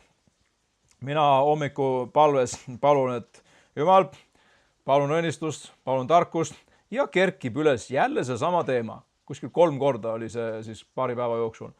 Ja ma mäletan, ma kõnnin sinna eksami sinna auditooriumisse. Laua peal on siis need 16 vist või 15-16 ma pakun piletit ja ma lähen juba sellise sportliku hasardiga, et vaata, mis tuleb, sirutan käi ja pauti, täpselt see teema, täpselt see, mis mul oli 3 korda üles kerkinud, istusin oma laua taha, panin, ma ei mäleta, mitu lehekülge teksti, sain oma kätte ja tänasin Jumalat. Küll oleks hea, kui kogu elu oleks selline. On see nii? No täiesti vita bella, ilus elu, et saad teada, kroll, sul tuleb selline pilet, valmistad selle ette, muuga ei peagi tegelema, eks, ja tead täpselt, sul on kõik selge. No mida teha siis, kui ei tea? No kui vaatame Jeesuse elu, isegi Jeesus ei teadnud oma maapealse elu jooksul kõike. Päriselt. Oled sa mõelnud sellest, et oli aeg, kus Jeesus ei osanud lugeda ega kirjutada, kõnnidagi ei osanud. Kakas mähkudesse, õppis kõndima, siis õppis lugema, õppis kirjutama, õppis ennast väljendama. Jumal sai täielikult inimeseks Jeesuses. Ta ei olnud selline, nagu mõned ikoonide peal kujutatakse, et beebi keha ja täiskasvanud inimese nägu seal eest. Ta ikkagi oli reaalselt inimene, kes pidi õppima, oli mingid asjad, mida ta millalgi ei teadnud ja siis aja jooksul õppis selgeks. Korduvalt ta saab näiteks, keegi puudutab teda rahva hulgas ja ta pöörab ümber, ütleb, et kes mind puudutas? No kui ta oleks olnud kõike teadev, kõikjal viibiv, kõik võimas, igavene muutumatu Jumal üksnes. Ta oli lihaks saanud Jumal, absoluutselt. Aga Filippi kiri 2. peatükk ütleb, et ta pani need jumalikud privileegid kõrvale, kui ta sai siin inimeseks. Ja ta küsib, kes puudutas mind ja Peetrus ütleb, et kõik puudutavad, mis küsimus see on. Ja see on retooriline küsimus. Jeesus päriselt tahtis teada, kes puudutas. Ehk Jeesus ei teadnud seda. Ja siis, kui see veritebõine naine ütleb, et mina olin see, jutustas kogu oma loo ära ja siis Jeesus ütleb, et su usk on sind aidanud ja sai terveks. Mõned kohad, mida te ilmselt teate. Ja 155. 8. salm. Aga minu mõtted ei ole teie mõtted ja teie teed ei ole minu teed, ütleb issand. Sest otse kui taevad on maast kõrgemad, nõnda on minu teed kõrgemad kui teie teed ja minu mõtted kõrgemad kui teie mõtted. Jumal ütleb nii, et see perspektiiv, kust mina asju näen, on hoopis teine kui see, millest sina asju näed. Meie oleme siin maa peal, maised. Me näeme oma nina ette, me näeme natukene, mis on tulemas, mis on selja taga, mis on kõrval. Jumal, võib öelda nii, et Jumal ei ole isegi aja ega ruumiga piiratud, kuna need on tema loodud. siis ta ei ole oma looduga piiratud mingil moel. Ütleme nii, et kui see on siin selle dimensiooni nii-öelda loodud maailma telg, eks siin on algus, siin on lõpp. Piibel õpetab lineaarset, mitte tsüklilist ajalugu, eks. Idareligioonid räägivad, et on tsükliline ajalugu, et tekib, kasvab, areneb, hävib, tekib, kasvab, areneb ja nii edasi. Piibel õpetab seda, et on lineaarne aeg, eks on algus ja lõpp. Meie elame viimsetel päevadel, ütleme, et see mõõdulint on niimoodi varsti juba otsa saamas. Meie oleme vudi selle mõõdulindi peal, kõnnime siin oma punktist A punkti B nagu väiksed sipelgad. Jumal on siin ja siin ja siin ja siin. No isegi spekuleeritakse, et kas Jumal saab liikuda ajas ja ruumis. Ma ei näe ühtegi põhjust, miks ta ei peaks saama. Sest aeg ja ruum on tema loodud. Miks ta peaks olema piiratud oma enda loodud asjadega, et ta nagu lõi kasti, kus ta nüüd elab ja välja ei saa. Ja kujuta ette, et nüüd see Jumal, kelle mõtted on nii palju kõrgemad meie omast, kes teab ette, see asi lõpeb siis ja nii. Ja näiteks annab sulle prohvetliku sõnumi selle kohta. Sinu elus läheb see asi nii ja nii ja nii. On keegi teist saanud mõne sellise prohvetliku sõnumi, mis on piisavalt täpne, mitte selline abstraktne, et ma tunnen, saalis on 1000 inimest, ma tunnen, et siin on keegi, kellel jalg valutab. Siin on tõenäoliselt 55 inimest, kellel jalg valutab. Sa ei pea selleks saama tunnetuse sõna, et jalg valutab. Siin on keegi, kellel kõht valutab aega. No näita mulle inimest, kellel ei valutaks kõht aega. Te nüüd vabandage, et kui ma väga sarkastiline olen, aga ütleme, et mul ei ole aega ega tähelepanu ega respekti liivakasti mängude suhtes. Amen. Räägime asjadest nii, nagu on, aga mõned teist võib-olla mäletavad seda aega, kui meil käis siin, mitte et on nüüd ainus kõige õigem prohvet, aga käis selline proua nagu Mary Frances Varallo. Merike kindlasti ta mäletab. Hästi selline, Jaanika kindlasti oli nendel teenistustel ka seal, mäletan Estonia kontserdisaalist. Saalis on võib-olla, ma ei tea, palju sinna Estoniasse mahub, ütleme mingi 600 või 800 või palju neid inimesi olla võis. Ja Mary Frances, mina olen tema tõlk seal kõrval ja ma tean, et ta ei tea nendest inimestest mitte midagi. Ta on Ameerikast just tulnud, peab oma jutlused piiblikoolis ja kogudustes ära, lendab tagasi. Ja keset jutlust ta ütleb, et nii, härra seal, ja punane kampsun, sina, 4. rida, sinu elus on praegu ja ta hakkab panema detailselt, täpselt selliseid asju, mis ei ole seda uinu-muinu abstraktsed, mis võiks kehtida veel, ma ei tea, 50 inimesele seal saalis. Või on teate nagu mingisugused totakad horoskoobid, et seal on nagu see nii ümmargune jutt, et enam-vähem igaüks, mis iganes valitud hetkel võib sealt leida midagi, mis läks täiesti täppi minu elus. Mu üks tuttav töötas kunagi Delfis, siis ta ütles, et neil oli selline nali, et see, kes tööle hiljaks jääb või viimasena jõuab, et see kirjutab horoskoobi. Et see oli karistuseks määratud, et ei mingid astrolooge, mingid pauksone ega mingisugused muid tegelasi, et viimane hiline ja kirjutab horoskoobi valmis. Aga sa oled seal, seisad selle prohveti vaimuga inimese kõrval ja mõningaid neist, kes seal saalis istusid, muidugi ma teadsin. Mõned olid meie piiblikooli õpilased, mõned olid kogudustest tuttavad ja ma tean, et tema ei tea nende elust mitte midagi. Ja ta põhimõtteliselt nopib üles nende meilid ja loeb need ette. Ja see läheb nii täppi, ma veel kord, mina ei tea ühtegi teist, ma ei ole vähemalt tõlkinud ühtegi, ei ole kuulanud ühtegi, kellel oleks nii hea antenn. Vahel piinlik, ma mäletan, ma olin Ameerikas tema ühel koosolekul saalis ka kuskil võib-olla 600-700 inimest. Mina istun kuskil keskel, ma ei püüa millegagi silma paista seal, et äge mulle ka see nump. Vahel me teeme nii, eks. Tuleb keegi prohvet, siis inimene käib 10 korda seal eestpalve järjekorras, et veel üks sõnum ja veel üks sõnum ja veel üks sõnum ja ega te pole nii teinud. Oi, ma olen näinud seda nii palju kordi. Kuule, sa just olid siin. Jälle sina. Korduma kippuvad karakterid. Ja kõige hullem on see, kus tehakse veel künnarnukkidega ruumi ka. Mina vajan oma sõnumit, trügin kõigist ette. Hästi hea ettevalmistus selleks. Ja tema, Mary Frances, siis ütleb, et Allan tõuse püsti. Jeekem küll. Ja see oli minu jaoks üks elu kõige hullemaid aegu. See oli aasta 1998, mis oli minu jaoks esimene aasta pool, oli reaalselt põrgust. Enam-vähem kõik, mis halvasti minna sai, kõik juhtus ja tipnes see mu venna enesetapuga veel, nii et see oli õudne aasta minu jaoks. Ja selle kõige keskel Jumal kõnetab ja ta annab mulle sellised sõnad, mida veel kord, Mary Francis ei teadnud sellest mitte midagi. Ja ma näen selle kõige keskel, et sina oled ikkagi olukorda kontrollimas. Selles olukorras, kus mina arvasin juba, et kõik see auto on nagu, ma ei tea, kiilas jää peal tiirlemas ja ilmselt varsti lendan teelt välja vastu posti.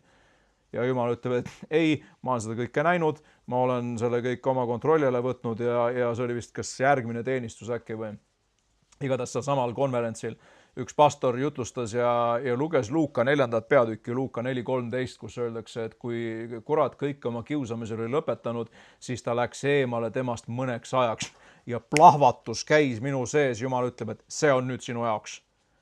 Et sinu kuri päev, see on see aktiivne lahing, kus sa oled võidelnud nii, et sul on see päästekiivert, ma ei tea, praguline ja viltu peas, soomusrüüd on auklik ja kilp on mõlkis ja mõõk on pooleks ja tahaks karjuda, kasutada ebatsensuurseid väljendeid ja visata mõõga põõsasse. Ja saad aru, et ei, sa mitte kuhugi ei lähe, sa püsid paigal ja sa võitled lõpuni.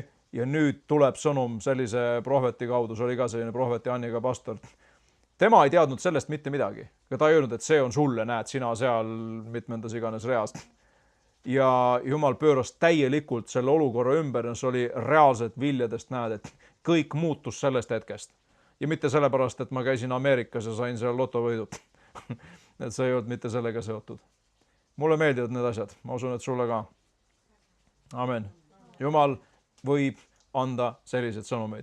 Aga tänase jutu, ma loodan, et ma teid oimetuks ja jutlustasin, aga Merike raputab pead, tema veel ei ole oimetu. Eks. Ma tahaks täna põhirõhu panna just see, et mida teha siis, kui sul ei ole seda täpset kindlat teadmist, kui sul ei ole konkreetset kindlat tõotust, kui sa täpselt ei tea, kuidas tulla toime teadmatusega. See oli see, mida see Ramsfeli tsitaat ütleb. Mõned kohad, mis sellest räägivad. Jesaja 45.15. Tõesti, sina oled ennast varjav Jumal.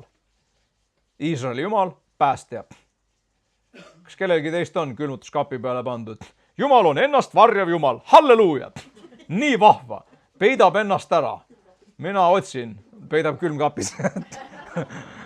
No kuidas keegi, kes kus rohkem aega vedab, et kes paneb, ma ei tea, vannitoa peegli peale, kes külmkapi peale, kes kuhugi mujale, ma ei tea, autoarmatuurile või. Ennast varjav Jumal. No mis värk see on? Miks ta ennast varjama peab? Õpetussõnad 25.2. Jumala au on asja salajas hoida, aga kuningate au on asja uurida. No, Piibel ütleb Uues Testamendis, et me oleme kuningateks ja preestriteks loodud, nii et ütleme, uurija amet on meile sellega, võib öelda, enam-vähem garanteeritud. Eks te olete kõik uurijad, võib-olla mitte ameti poolest ja visiitkaardil seda võib-olla ei esine, aga me oleme need uurijad. Jumala au on asju salajas hoida. Meie asi on uurida. Matteus 11.25. Tol samal ajal ütles Jeesus, ma tänan sind, isa, taeva ja maa issand, et sa selle oled peitnud tarkade ja mõistlike eest ja oled selle ilmutanud väetitele. Samad kaks kategooriat. Peitnud, ilmutanud. Asjad, mida me ei tea, asjad, mida me teame. No siin antakse väike vihje, et millistele inimestele Jumal ilmutab ja kelle eest ta asju varjab. Peitnud tarkade ja mõistlike eest. Ehk siis need, kes arvavad, et see Jumala värk, see on hästi lihtne. Tõmbad neid kange, vajutad neid nuppe, tallad neid pedaale ja siis kõik nii käibki. Jumal keeldub laskmast ennast kohelda nagu mingisugust Coca-Cola automaati. Et sa vajutad seal mingi numbri piiks ja kolks siis kukub see, mis iganes sa sealt tahad. Jumal, üks pastor kunagi ütles, et paljud kristlased kohtlevad Jumalat kui nähtust. Mitte kui isikut, vaid kui nähtust. Et kui mina olen palunud õige palve, eriti kui ma olen tsiteerinud täpselt enda arvates õigeid kirjakohti, olen vagalt häält väristanud, teate, kuidas see käib, eks? Natuke sellist halisevat hääletooni ka nagu maitseaineks peale pannud. Me oskame kõlada hästi alandlikult ja Jumal teab südant nii või teistpidi ja talle sellist teatrit ei ole tarvis. Mina olen küll, ma olen mõnikord ikka, kui on olnud ka jälle kas või seesama 98 aastat, ma väljendasin oma haavumust ja pettumust üsna sõnaselgelt, et see nagu ei ole see koht, kus sa hakkad Jumalale mingit maskipalli tegema, kui ta teab niikuinii, mis su südames toimub. Me vahel kardame seda teha, aga ma arvan, et mõne jaoks meist, mitme jaoks ma pakun isegi, oleks tervislik vahel rääkida Jumalaga päris nii-öelda brutaalse aususega. No näiteks nagu prohvet Jeremiia, kes on palju kannatanud oma missiooni tõttu ja see ei ole mingit vilja kandnud, rahvas ei paranda meelt, ei kuula teda ja pannakse ta vangi, visatakse ta kuhugi kuivanud kaevu seal kõrjauguni sopa sees ja siis Jeremiia on selline alapealkiri Jeremiia halin. Mäletate, et Jeremiia 20. peatükis. Jeremiia halin. Ja mida ta haliseb siis? Ütleb, et Jumal, sina valmistasid mulle pettumuse. Kui palju kristlasi me teame, kes tänapäeval julgeks nii palvetada? Sul võib süda karjuda seda, aga suu räägib, issand, ma olen nii tänulik. Hallo. Ja süda kisendab võib-olla, et Jumal, ma ei saa aru, miks nii. Ma olen sinust pettunud. Ja siis asi läheb veel hullemaks. Ta ütleb nii, et ma ei taha sinu nimel enam mitte midagi rääkida. Et võta see prohveti amet ja kõik see au ja kuulsus, mis väidetavalt sellega peaks nagu kaasnema, anna kellelegi teisele, säästa mind sellest asjast. Mina ei ole seda endale tellinud, see oli sinu asi, mida sina panid mind tegema, mina rohkem ei taha, kõik. Mitte, et nüüd sa peaks hakkama Jumala ees jonnima ja kapriisitsema, ma ei arva, et see on nagu eriti hea variant. Ja kindlasti ei ole mõtet Jumalaga manipuleerida. Teate, inimesed mõned oskavad. Nagu pisarakraan on kohe, nii et kui tarvis, tulevad pisarad, kui tarvis, tuleb süüdistamine ja häbistamine, kui tarvis, siis tuleb meelitamine ja kintsukraapimine, noh, pah. Mul on selliseid hoolaluseid olnud küll ja veel.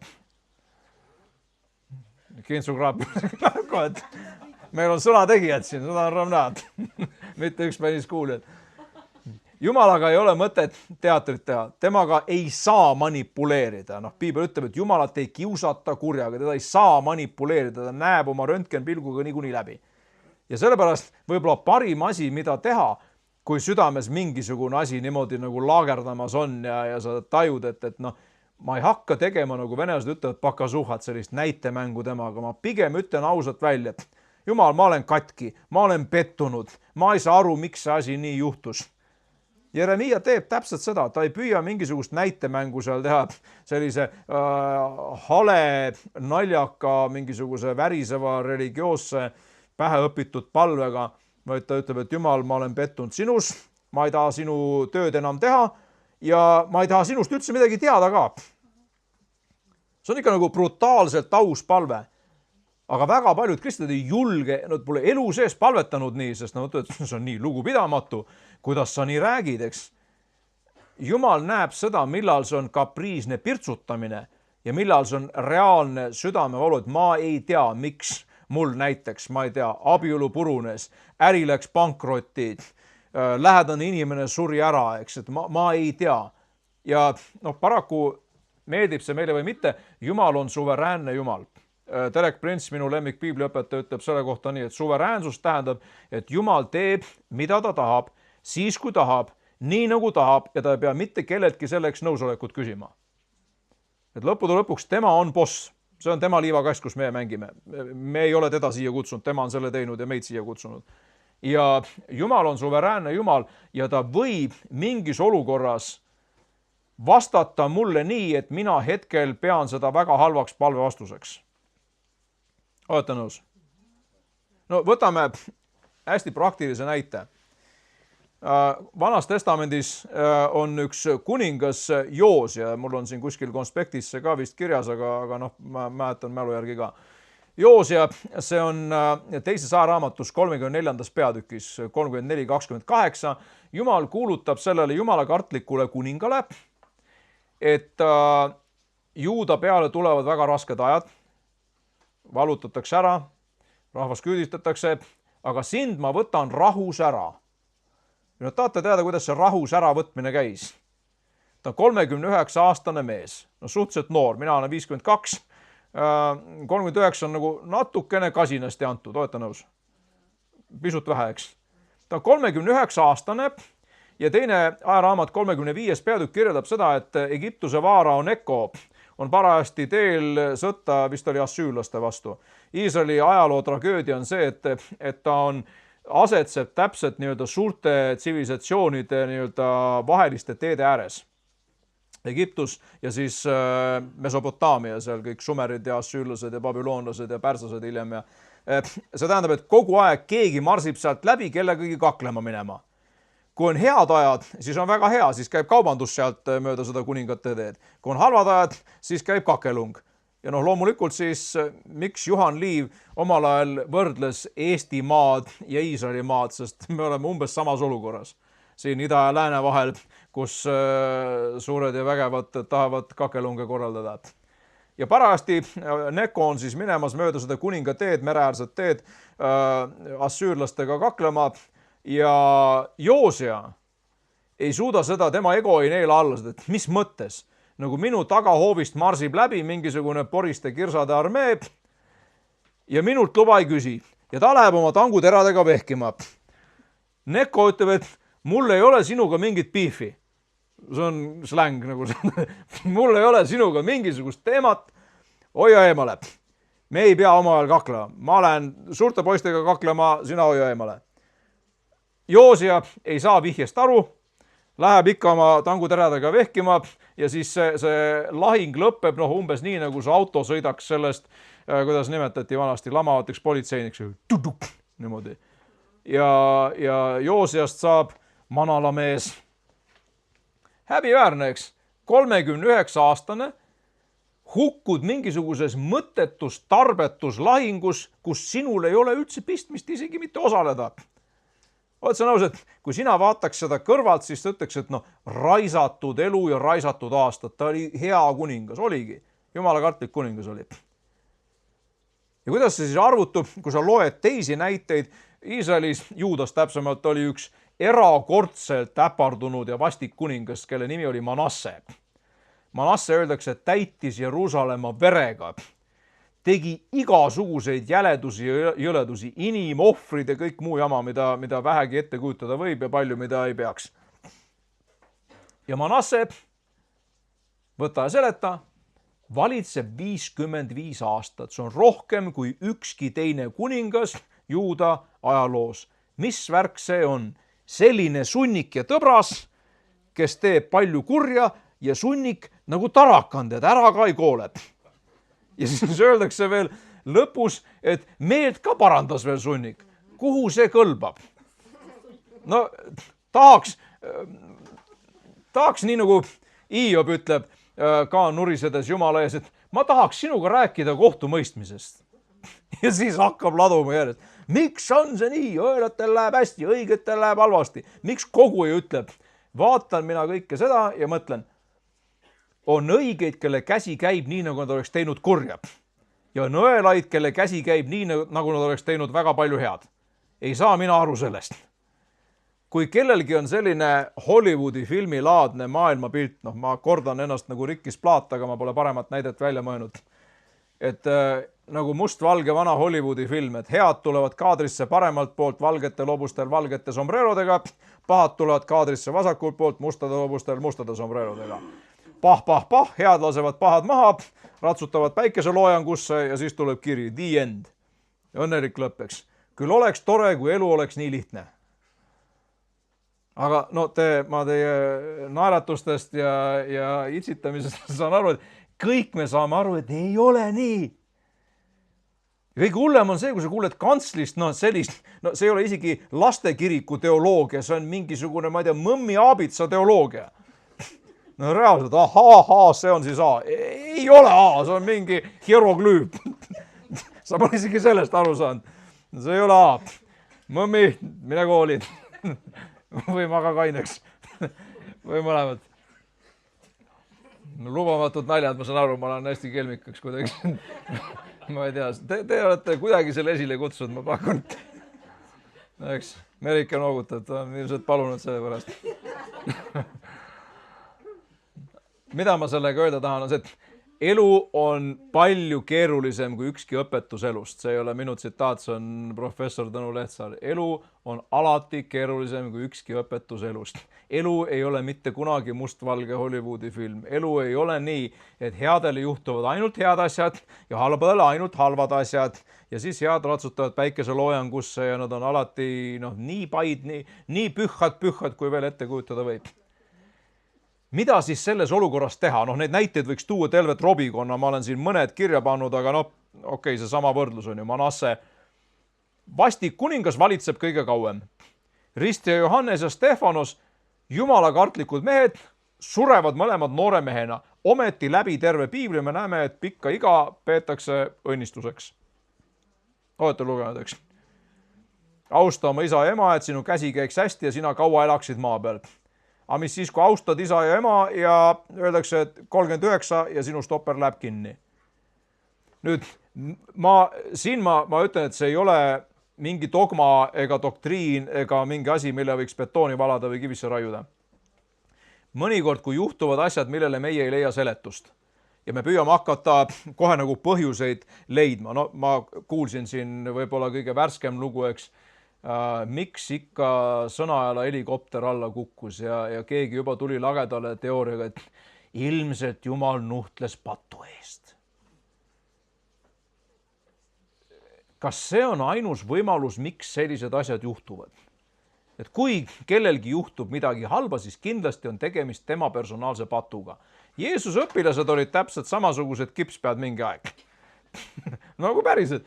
Näevad pimedat meest ja küsivad Jeesuse käest, issand, kes on pattu teinud, et ta on sündinud pimedana? Kas tema või ta vanemad? Ühesõnaga, valikvastustega test ja ainult 2 võimalikku. Patt on nii kui nii. Selles pole üldse küsimus. Küsimus on ainult selles, kelle patt. Kas tema patt, et ise oli selline tige titt? Sündis pimedana, ta pidi olema tige titt enne sündimist juba. Jumal vaatamata, et no way, ma lasen sellel nägijana sündida. Sõrmed silma, 39 aastat pime nagu nahkhiir. Kusjuures nahkhiired ei ole pimedad tegelikult. Ja siis tuleb Jeesuse teed terveks. Või on tema vanemad, see on natukene loogilisem, see kuidagi pidi arvutub, eks, et vanemate patud nuheldakse laste peale 3., 4. põlveni, eks, seda saaks tuletada sealt. Ja mida Jeesus vastab? Ei, meil on siin Einsteinid platsis, eks, täpselt 10, loomulikult, kas see või see? Ei, Jeesus ütleb, et ei ole see ega see. Murphy seadusi ikka aeg-ajalt me pastor tsiteerib, seal öeldakse nii, et igale keerulisele küsimusele on lihtsad, üheselt mõistetavad valed vastused. Täpselt nii ka seal.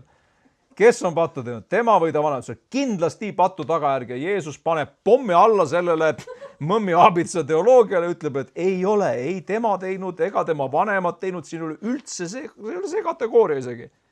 Aga meie mõtleme, nagu ma siin tõin näiteks selle sama Oleg Sõnajalga hukkumiseks, kohe tahetakse hakata tekitama mingit kausaalsust, eks, et põhjuslik seos.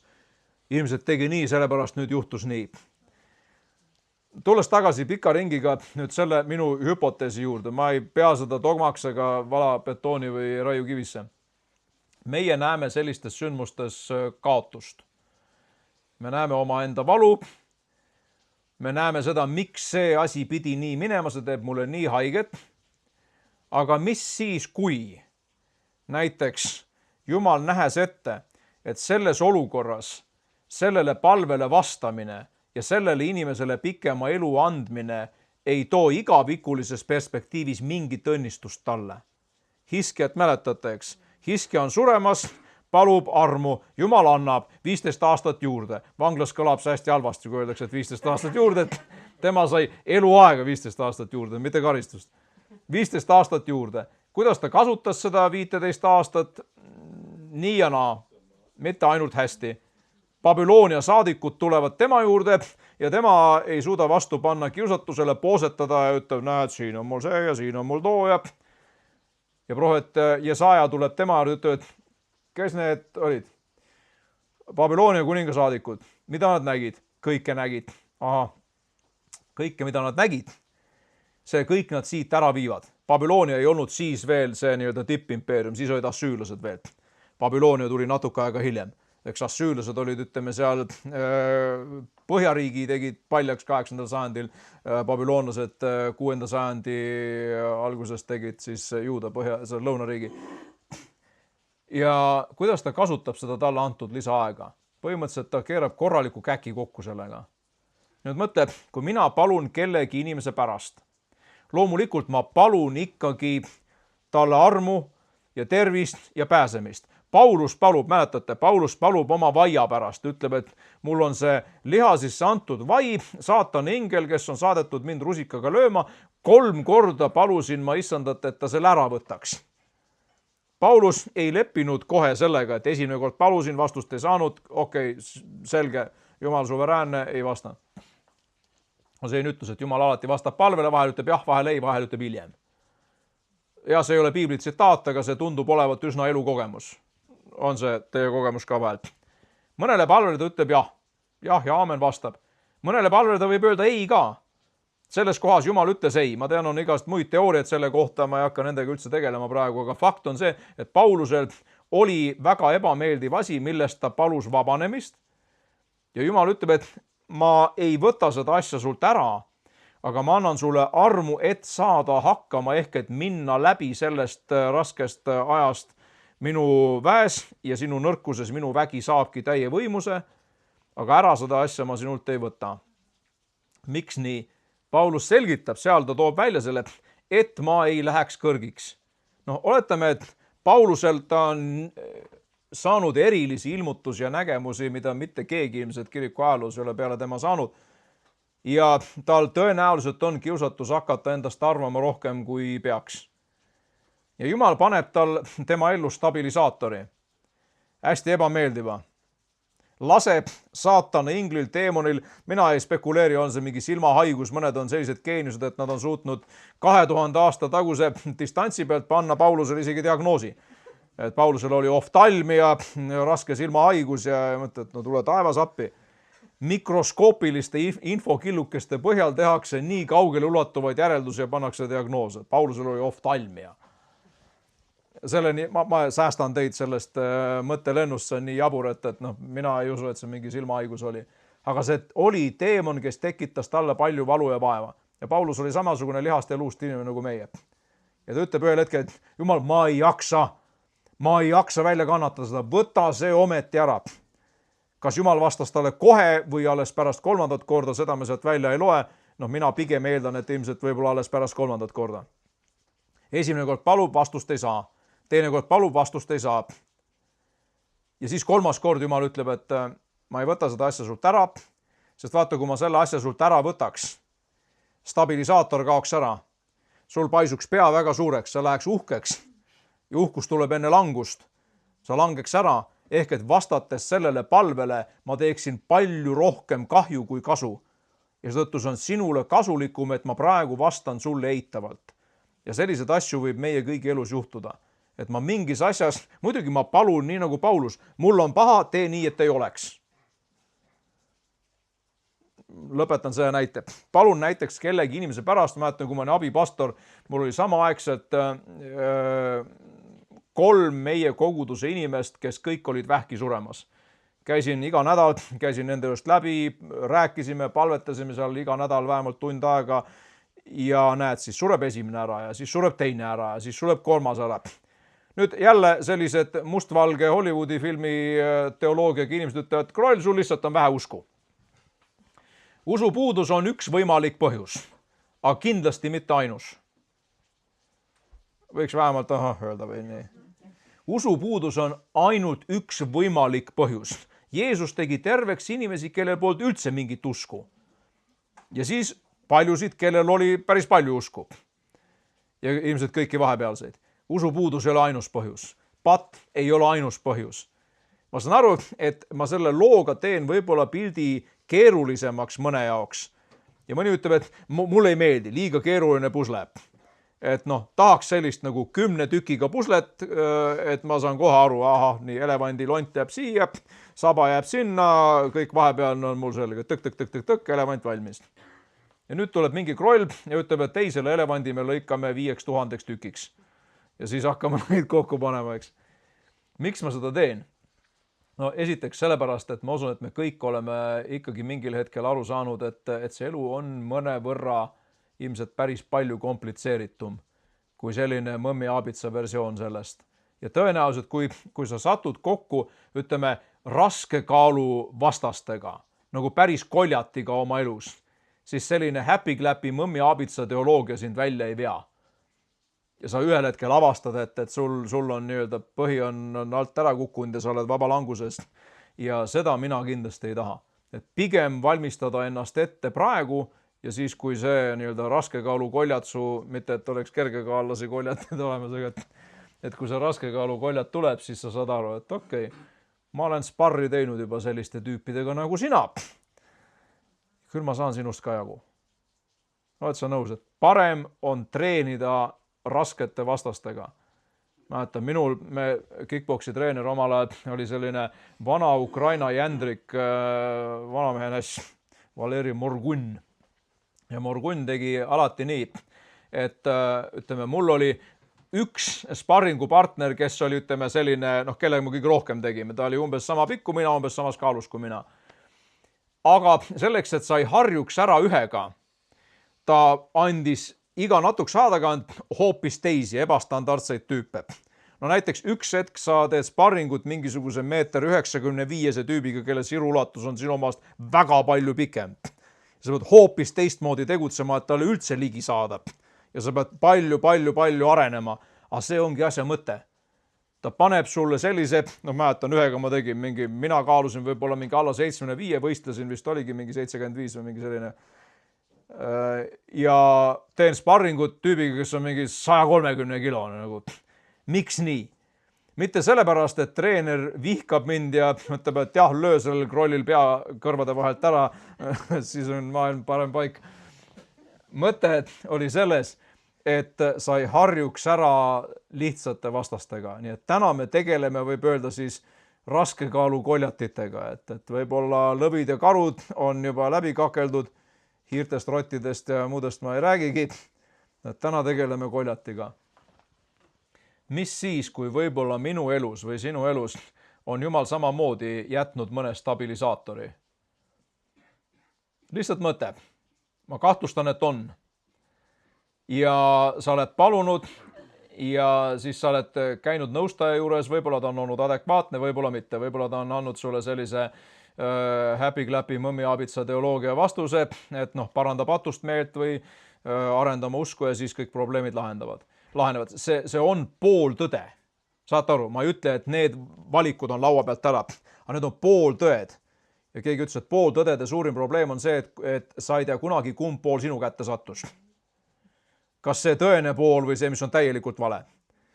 Ja selleks, et siis nagu mitte selle orki minna, sa saad aru, et võib-olla minu elus on ka mingisugustes valdkondades mul on Jumal jätnud mingi stabilisaatori. Ja see, et ta sellele palvele ei ole vastanud nii, nagu mina ootasin või minu ajakava järgi siis, kui mina tahtsin. See ei ole mitte Jumala pahatahtlikkus, vaid vastupidi see, et ta armastab mind ja sind liiga palju, et anda meile seda, mida me see hetk palume. Kui Jeesus ütleb, et kui maine isa ei anna oma lapsele, kes palub muna või leiba või kala, ei anna talle kivi või madu või skorpionit, siis kui palju enam taevane isa annab, teised ütlevad häid ande, Luukas ütleb püha vaimu neile, kes teda paluvad. Aga mis siis, kui mina tema lapsena olen selline kipspea, et ma just nimelt palun seda kivi või madu või skorpioni, uskudes, et see on kõige õigem ja parem asi minu jaoks. Ega keegi teist ei ole palunud kunagi sellist. Ma ei oska öelda, kas on rahulolev mõmin või selline on jutunud. Aga mina ise usun, et see on just täpselt see, mida ma kõige enam vajan. See on just minu õnnest puudu. Vaat see kivi või see madu või skorpion. Ja Jumal ütleb, et tead, kallis laps, vastus on ei. Eitav vastus on ka vastus, kusjuures. Vahel me ütleme, et ma ei saanud vastust. Ei on ka vastus. Päriselt. Ei on ka vastus. Veel kord, ma ei tee sellest mingit omaette teoloogiat, et Jumal alati vastab palvele vahel jah, vahel ei, vahel hiljem. Aga see tundub olevat üsna adekvaatne seletus. Mõnede asjade kohta ta ütleb, et jah, vastan, saad. Mõnede asjade kohta ütleb, et ei, Allan, ma ei anna seda sulle. Sest et see rikuks kapitaalselt ära minu plaani sinu elus ja usu mind, see on parem kui sinu plaan sinu enda jaoks. Ja mõne asja kohta ta ütleb hiljem. Siis, kui sina oled selleks valmis. Et kui tütar mul oli väike ja ma õpetasin teda autoga sõitma Kiltsi lennuväljal, ma mäletan, käisime esimesed korrad, istus süles, hoidis rooli, mina toimetasin käigukangi ja pedaalidega, tema lihtsalt pööras. See oli vist äkki aasta või paar hiljem, siis ta istus juba üksi roolis ja mina istusin kõrval. Ja siis see on nii suur ja lai, et seal nagu teelt välja sõita, selleks pead tõeline autojuhtimise Einstein olema. Mõnel võib-olla õnnestub ka. Ja ühel hetkel sa saad aru, et nüüd mina enam muud palju teha ei saa. Ma saan teda õpetada, ma saan talle need juhtnöörid kätte anda, nüüd on tema juba ise roolis. Ja praegu ta käibki mul autokoolis ja loodetavasti siis saab varsti oma juhiload kätte. Mis siis, kui see hetk, kui ta alles oma esimesi oma autosõidu oskusi lihvis ja autot välja suretas seal ja värisevate käte ja jalgadega seal väikse tüdrukuna seal rooli taga istus, kui ta oleks öelnud, et issi, kuule, anna autovõtmed, ma tahan korra linnas ära käia. Kas ma oleks hea isa, kui ma ütleks, jaa, loomulikult, kõik, mis sa palud, kõike pead sina saama. Ma oleks kohutavalt vastutustundetu lapse vanem, kui ma nii teeks. Kui ma ütlen talle ei, praegu ma seda ei saa anda, siis see ei ole mitte see, et ma olen vastik paha pidur, vaid siis on lihtsalt see, et sa praegu ei ole valmis sellise asjaga toime tulema. Ja veel kord, ma ei tea, ma olen ammu oma märkmetest ära eksinud ja polegi vahet, las see jääb nii nagu on. Aga miks sellised teemad üles kerkivad? Ma usun, et meie kõigi elus praegu on kõiki neid kategooriaid. On asju, mille kohta Jumal ütleb selgelt, palu ja sulle antakse. Sa tead Jumala tahet, sa ei pea selles kahtlema. Siin võib-olla kõige lihtsam näiteks. Tegid pattu. Siin ei ole muidugi ühtegi, kes seda oleks teinud, peale minu siin ees, aga kui sa kohtad kedagi kristlast, kes tegi pattu, siis mida Piibel selle kohta ütleb?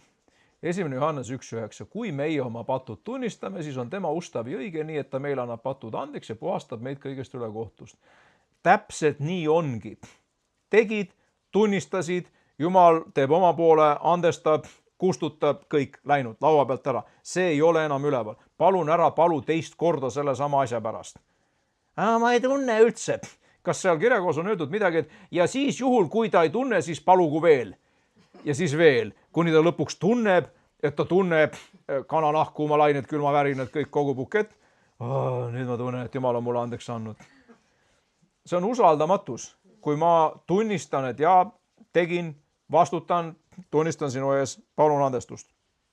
Jumal on öelnud, et ta andestab, kustutab, seda pole olemas. Seal sa ei pea midagi oletama, et aga äkki minu puhul see ei kehti või... Vanglas ma näen seda kogu aeg. Meil just täna oli vanglas üks programm, mida me täna lõpetasime. Eelmine kord oli vastutuse võtmise teema, täna oli siis andestuse palumise teema ja samamoodi räägid meestel, et kõik me oleme teinud midagi kurja, kõik me peame andestust paluma ja kõik me peame andestust vastu võtma. Ja siin sa pead lihtsalt uskuma seda, et nii nagu Jumal ütleb, nii on. Ma ei tea, kas keegi teist võib-olla praegu ka on seda teinud, et sa juba, ma ei tea, 150 korda palud andestust millegi pärast, mis on juba ammu andestatud. Jumal ütleb, et ära räägi enam sellest. Ma ei taha kuulda seda, see on ammu, see on unustuse merre heidetud ja nagu keegi ütles, pandud silt üles, kalastamine keelatud. Nii kaugel, kui ida on läänest, viib tema meie üleastumised. Põhja ja lõuna pooluste vahemaad saab mõõta. Ida ja lääne vahemaad ei saa mõõta. Hakkad minema itta, jäädki minema kogu aeg, kuni elu lõpuni lähed. Või läände lähedki lõputult. Jumal ütleb, et kõik see on läinud. Et kelle jaoks iganes see on, mis iganes asi see sinu minevikus ka ei olnud, mille pärast sa oled niimoodi nüpeldanud ennast. Jumala sõna on sulle hästi selge. See on andestatud, see on unustatud, nüüd usalda mind. See on Jeesuse verega. Mul üldse ei meeldi see väljend, see on Jeesuse vere all. Sest see jätab mulje, et see on endiselt olemas, aga lihtsalt kinni kaetud. See ei ole Uue Testamendi termin. see on Vana Testamendi termin, vere all, patud on olemas, aga kinni kaetud. Uue Testamendi termin on see, et läinud, kustutatud, ära pühitud, pole olemas, nii nagu seda poleks kunagi olemas olnudki, kui sa oled tunnistanud ja meelt parandanud. See on asi, milles sa võid olla absoluutselt kindel. On asju, mille suhtes tõesti me peame lihtsalt usaldama Jumalat ja tema suveräänsust, et Jumal, ma panen sinu ette, nii nagu Paulus pani selle. Ma tahaks sellest asjast lahti saada. Mis see iganes kellegi jaoks teist on, et võib-olla mõnel on mingi tervisejukerdus, sa oled palunud selle pärast pikalt ja juba tahab nagu usk ära kaduda, eks. Ma ei ütle, et seda ei peaks paluma, Paulus kindlasti paluks. Aga mõnes kohas on võib-olla see hetk, kus sa ütled, et Jumal, mina teenin sind ükskõik, kas ma saan sellest asjast terveks kunagi siinpool igavikku või teisel pool. Paljud teist käisid ilmselt vaatamas Nick Vujicit Olevistes. Kirik puu püsti täis, seisukohti ka polnud, istekohtadest rääkimata, puu püsti täis. Ja mees, ilma käteta, ilma jalgadeta mees, ei saa isegi öelda, et seisis kantslis, seisis laua peal ja särades rõõmust ja optimismist kuulutab evangeeliumi. Mees, keda ilmselt YouTube'is ma pakun on miljoneid või 10 miljoneid kordi vaadatud. Aga millegi pärast ta tõi see näite. Jumal tegi ta terveks mingitest selgroovjukerdustest, aga samas käsi jalgu pole tal otsa kasvanud. Mis saaks, kui Nick ütleks, ei Jumal, kuni sa ei kasvata mulle käsi ja jalgu otsa, nii kaua mina sinu tööd ei tee. See ei viiks mitte kuhugi. Esiteks Jumalale ultimaatumid nagu väga hästi ei mõju. Ta ei reageeri väga hästi ultimaatumitele. Mees on otsustanud, et ükskõik on see nii või teistpidi, kas Jumal teeb mind terveks siin ilmas või saan ma uue ülestõusmisihu teisel pool, minu kuulekust see ei mõjuta. Veel kord, ärge saage valesti aru, ma ei püüa millegagi õõnestada kellegi usku tervenemistesse, imedesse, läbimurrangutesse. Ma usun sellesse kindlalt. Aga ma usun, et vahel meil on antud sellist ühekülgset õpetust. Et meil on jäetud mulje, et kõik klaviatuur on meie käes, kõik kangid, kõik nupud, kõik pedaalid on meie käes. Minu tänane sõnum on, ütleme, et on teine pool veel. On see Jumala suveräänse plaani pool, kus tema ütleb, et ma vastan nendele asjadele nii, nagu on sinu jaoks parim. Ja see ei pruugi alati olla see, mida sina palud just täpselt nii, nagu sina tahad. Ükski normaalne lapsevanem ei anna oma lapsele kõike, mida ta palub just siis, kui ta palub ja nii, nagu ta palub. See on kohutav lapsevanem, kes niimoodi teeb. Ei, ta tahtis jäätist.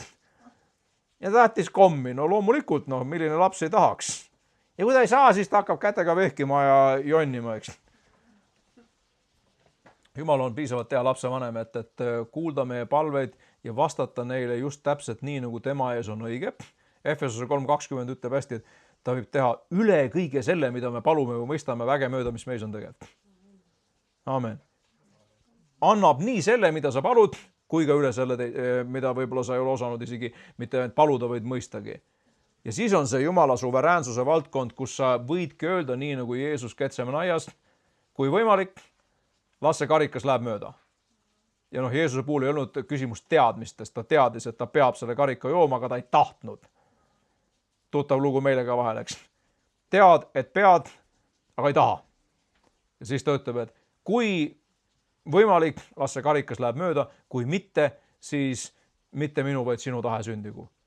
Ja ma arvan, et see mündi teine pool peab alati olemas olema. Ükskõik, mis minu elus ka juhtuks, et Jumal, ma palun parimat, aga ma olen valmis usaldama sind. Ma lõpetan, kui meil on äkki, või ma olen teie toimetuks juba rääkinud, kui on küsimusi, siis ehk saab nendega tegeleda. See on see anonüümsete alkohoolikute niinimetatud meelerahu palve. Väga hea palve kusjuures. Väga hea palve. Ta ei ole nüüd, ma ei tea, piiblis ilmutatud või püha vaimu poolt antud võib-olla, aga väga hästi kirjeldab seda, mida ma siin püüdsin öelda. Jumal, anna mulle meelekindlust leppida asjadega, mida ma ei saa muuta. Julgust muuta asju, mida ma saan muuta ja tarkust nende vahel vahet teha. Väga, väga, väga hea palve. Anna mulle meelekindlust leppida asjadega. Et see tõenäoliselt siin pool igavikku ei muutu. tõenäoliselt see asi on ja see jääb ja ilmselt ma pean sellega leppima. Jumal võib mingil hetkel öelda, et näed, nüüd sa oled valmis, ma pööran selle ümber ja teen, aga see võib minna ka nii, et ma siinpool igavikku ei näegi seda asja kunagi muutumas. Sa ütled, see on nii negatiivistlik jutt. Jeesus, see on realism esiteks, ma usun, ja teiseks see on ka piibel. Jeesus ütleb, see on küll ülekantud tähendus, ma saan aru, ja ta ütleb, kui su silm sind paandab, kisu välja, käsi paandab, raiu maha, jalg paandab, raiu maha. Parem on sul vigasena minna igavesse ellu. Tähendab, Jeesus arvestab võimalusega, et vigasena võib minna igavesse ellu. See võib olla füüsiline, see võib olla emotsionaalne. No näiteks ta ütleb, et loobu sellest suhtest. Ma ei tea, noor inimene tahaks ilmsasti kihluda, abielluda ja Jeesus ütleb, raiu maha. Ja see ei ole juuste või küünte lõikamine, valutu ja selline esteetiline tore tegevus. See on valuline asi, ta ütleb, et see on midagi sellist, mis on nii palju osa sinust, et sellest loobumine on nagu ilma narkoosita amputeerimine. Silm välja kiskuda, käsi maha raiuda, jalg maha raiuda. Ja ta ütleb, et parem on, et sa seda teed. Praegu loobud, teed võib-olla haiget, kui see, et sa säästad ennast sellest valust ja libistad nii-öelda oma elu lõpuni selle sama jamaga ja siis Jeesus ütleb, et lähed hukatusse või siis teed sellise asja ja lähed, jällegi ma saan aru, hästi negatiivistlik jutt on, et lähedki vigasena igavesse ellu. Kuskil ei ole öeldud, kuskil ei ole sellist tõotust, et siis kui meie stopper kinni läheb, et siis me oleme ühesõnaga kõigi vooruste kehastus, absoluutselt kõik saavutatud, kõik käes, umbes nagu täiesti nii happy-clappy, et paremat ei oska tahtagi. Paulus on vana mees, ütleb, et ma pole siiani veel kätte saanud kõike, mida tegelikult Jumal mul on valmis pannud. Ma ütlesin valmis sellise asjaga ka leppima. Et jah, Jumal, võib-olla see asi jääb selles elus minu jaoks kättesaamatuks. Ma ei taha kelleski põhjustada loidust, religioosset passiivsust, käega löömise mentaliteeti, vaid ma lihtsalt ütlen, et palu vahel Jumalalt seda, nii nagu see meelerahu palve on. Anna mulle meelerahu leppida sellega, mida ma ei saa muuta. Ma ütlen küll ja veel koguduse inimesi, kes paluvad abikaasat ja siiani pole saanud ja võib-olla kunagi ei saa. Võimalus on olemas. Mina ei ole Jumal, aga võimalus on olemas. Mõni ütleb, milles küsimus? Kogudustes naisi on, mehi on, milles asi? Miks te ei suuda leida? Ja siis on nii, et need mehed ütlevad, et naisi pole ja naised ütlevad, et mehi pole koguduses. Mõlemat versiooni kuulen. Kas ma olen nõus sellega leppima näiteks? Ma ei räägi endast praegu, ma olen 25 aastat abielus ja ütleme, see mind praegu ei puuduta, eks. Aga ma võin küll öelda, mul on terve hulk selliseid unistusi, mis veel ei ole täitunud ja ma ei jonni Jumala ees ja ma ei trambi jalgu, et ma pean saama, mis ma pean saama, siis kui ma pean saama, nii nagu ma pean saama ja olgu olla ja tehtagu. Teate nagu ministeeriumi mingi kõrge ametniku meil, et täitmiseks. Ma ei saa. Ma ei saa temaga nii teast lõpuks, tema on boss ja mina ei ole. Mina olen tema sulane, üks koht, millest peaaegu kunagi ei jutlustata. Luuka evangeeliumis Jeesus ütleb, et kui teie, olles teinud kõik, mis on teie kohus, olete nii-öelda sellega valmis saanud, siis ta ütleb, et öelge, et me oleme kõlvatud sulased, me oleme teinud üksnes seda, mis oli meie kohustus. Peaaegu keegi sellest ei räägi. Sest see kõlab jälle nii, mõne jaoks võib-olla võlts alandlikult, mõne jaoks mitte piisavalt nagu positiivsed ja mis kõlvatu sulane. Ma olen ikka päris ponks poiss. Ja Jeesus selle ütleb, et tegelikult see, et sa tegid seda, mis oli elementaarne, see ongi elementaarne. See ei ole see, et nüüd fanfaarid ja kiidukoor ja kisakoor ja tüdrukud vastas kohe kiitmas sind selle eest, et olete veel elus. Mõned on. Teised ma olen suutnud vist oimetuks jutlustada.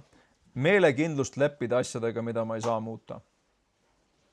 Mis iganes see on, siin võiks olla see koht, kus lihtsalt laota Jumala ette mõned nendest asjadest, mida sa oled oodanud.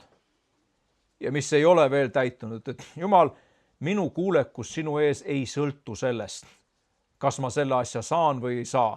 Nii nagu need 3 Heebrea noormeest. Viskad meid tulle, ikkagi me ei kummarda sinu ees. Kas Jumal päästab meid või ei päästa meid, ei kummarda. Kont on kõhus, ei paindu. Absoluutselt, no ma parafraseerin, aga mõte ei muutu sellest. Kui need vennad oleks öelnud, et Jumal, kõik teised kummardavad. Sa ju tead meie südant, ega me südames ei kummarda. Lihtsalt keha teeb, korra kraapsu ja kniksu ja kõik teised juudid ju ka teevad. Te mõelge, ma ei hakanud pikka lugusest rääkima, aga 3 meest kõigist juuda meestest, kes on seal suure selle Nebukadnetsari Punase väljaku peal ja 3 meest ütlevad, et meie ei paindu. Kõik on käpuli maas, need torkavad silma kõigile. Kes need tüübid seal on? Need ei kummarda, jah. Ma kujutan ette, kuidas need oma rahvuskaaslased sisisesid nende peale. Sadrak, Mesak ja Abednego. Pikali sunnikud. Ei paindu, ei saa. Te tapate meid kõiki. Ei saa, ei paindu. Nii, kuninga ette. Mulle nii meeldib see, kus nad ütlevad seal kuninga ees, et kõigi lugupidamise juures ei kummarda. Kui Jumal arvab peaks meid päästa, väga tore. Kui arvab peaks meid mitte päästa, ka väga tore. Ikkagi ei kummarda ja ikkagi painduta. See peaks olema selline, ma usun, eriti praeguste aegade jaoks, kuhu me oleme jõudnud juba. See peaks olema see kristlase nagu õige titaanist selgroog. Et kui mingisugune antikristus üks hetk ütleb, et kõik teevad kraapsu, miks sa ei tee? Siis sina ütled, et võt ei tee ja kõik. Ja siis ei ole see koht, kus ma kauplen, et Jumal, kui sa garanteerid mulle elu ja tervise ja raha ja abieluõnne ja kõik muud asjad, siis ma teen nii, kui mitte, siis ma olen avatud muudele pakkumistele. Ei peaks olema. Tarkust leppida asjadega, meelekindlust leppida asjadega, mida ei saa muuta, julgust muuta asju, mida ma saan. See nõuaks omaette jutlust, säästan teid sellest. Ma usun, et sarnaseid jutlusi on teile siin peetud varem ja peetakse ilmselt ka hiljem. Et usuelu on ikkagi tegutsemine ka, mitte ainult millegi teoreetiline uskumine. Julgust muuta. Näiteks ma tean, et see asi on minu võimuses. Et võib-olla ma olen kehv ajaplaneerija, ma saan seda muuta. Võib-olla kehv raha asjades, ma saan seda muuta. Võib-olla laisk oma tervise suhtes, saan seda muuta. Eks? Võib-olla mingid sammud pean astuma selleks, et saaks. Ja see ei ole see koht, kus ma selle veeretan Jumala peale. Et sinu tahtmine sündigu. Aga tegelikult süda ütleb, päriselt ma olen nii laisk, et ma ei viitsi midagi muuta. Aga suu räägib religioosset retoorikat, et sinu tahtmine ja kõik sinu auks ja bla bla bla, kõik muu jutt. Julgust muuta asju, mida saan muuta ja viimaks tarkust nende vahel vahet teha. See on nüüd mu konspekti kõige viimane lause. Tõotan pühalikult, läks ära eest. Ma pean otsast alustama, teate, te ajasite kõik sassi. Mis see mul oligi siis? Ma vist alustasin 5. Moosese raamatust ja viimane lause sellest konspektist. Sageli me lepime siis, kui peaks võitlema ja võitleme siis, kui peaks leppima. Me lepime siis, kui peaks võitlema ja võitleme siis, kui peaks leppima. Et mina tahaks täna teiega koos lihtsalt seda paluda, et Jumal annaks seda armu. Et võidelda siis, kui peab võitlema ja leppida siis, kui peab leppima. Et oleks seda tarkust, et vahet teha. Kuidas on? Kas on kõik piisavalt segane? Et küsimusi ei ole? Tänu Jumalale, ma loodan, et oli kasu. Läks hullemaks. Rõõm kuulda. Ma suutsin tekitada rohkem segadust kui selgust. Eks.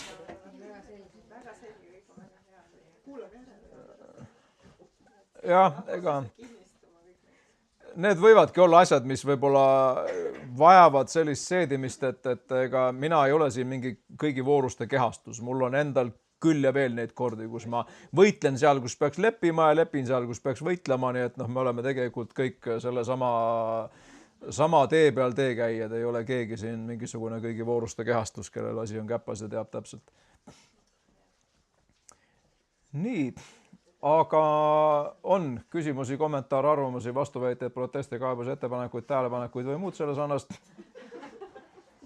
Tundub, et kõik on selge. Ei pea küsima. Kuidas me nüüd siit edasi läheme siis? Mina hea meelega tahaks palvetada teiega koos. Merike lubab, et tohib palvetada. paneme silmad kinni ja lihtsalt lähme vaikselt oma südames Jumala ette ja palume tema kinnitust sellele. Isa taevas, ma saan aru, et sõnad on nii puudulikud, et sellist asja edasi anda. Ja seepärast ma palungi, et sinu vaim võiks võtta need puudulikud, küündimatud sõnad ja graveerida meie südametunnistusele selle, mida sinu vaim selle kaudu meile ütles. Palun, issand, et sina ise võiksid õpetada meid. Leppima seal, kus peab leppima. Laskma lahti. Ma palvele vahele ütlen, et mul kuidagi tuleb, ma usun, selline prohvetlik tunnetus üles. Mitme jaoks neist, kes on kas siin või kuulavad seda, see võib olla tohutu vabanemine. Kui sa paned selle asja, mis iganes see siis parajasti on, paned Jumala altarile. Et ma olen nõus leppima. Mõne jaoks see võib olla nii, et sa paned selle isaki altarile ja oledki nõus leppima sellega. Ja Jumal kingib selle sulle tagasi ja dividendidega. See ei pruugi olla see, et panin altarile, nüüd ta on läinud ja kunagi tagasi ei tule. Jumal võib selle tuua tagasi. Nii et ära karda. Mis mul nagu üles kerkis väga tugevalt on see, et paljude jaoks, vähemalt mitmete jaoks, see võib olla selline vabanemine, mida sa ei ole võib-olla aastaid kogenud. Sa oled hoidnud asjast kinni 10 küüne ja kõigi oma hammastega. Ja nüüd Jumal ütleb, lihtsalt lase lahti. Anna minu kätte. Võib-olla see on sinu jaoks ka see isak. See poeg, kelle Jumal on kinkinud, see asi, mille sa oled saanud tema käest. Sa armastad teda, hoolid temast. Jumal ütleb, anna minu kätte. Anna ta minu kätte. Ja mina suudan sellega teha rohkem kui sina. Isa, aita meid selles. Mina tunnistan küll, et mina tihtipeale ei oska. Ei oska või ei taha või ei suuda oma käsi selle ohvri küljest ära võtta. Paneks altarile ja siis võtaks jälle ära. Ja siis paneks jälle altarile ja siis võtaks jälle tagasi. Isa, aita meid, et me laseksime lahti, kui tarvis ka oma isakist. Uskudes sind, et sina oled Jumal, kes võib kas või surnust üles äratada. Isegi kui see isak on surnud ja tuhaks põletatud põletusohvrina, sina suudad selle üles äratada ja taastada kõik, mis on sinu kätte antud. Issand, õpeta meid täielikult alistuma sulle sellest ja samas võitlema seal, kus peab võitlema ja mitte neid asju omavahel segamini ajama. Et tuleks vabanemine. Sinu tõde teeb vabaks. Sinu tõde teeb vabaks. Vabaks vahel meie enda kinnisideedest. Meie enda kipspäisusest, kus me oleme kinni kusagil mingisuguse ringtee peal ja keerutame ja kuhugi ei jõua ja sina ütled, pööra ära. Pööra siit ära. Anna see asi minu kätte ja sa saad päriselt hingerahu tagasi ja vabaduse tagasi. Kuulmine taastub. Sa hakkad taas kuulma. Nägemine taastub. Sa hakkad nägema vaimu asju, mida sa varem ei näinud.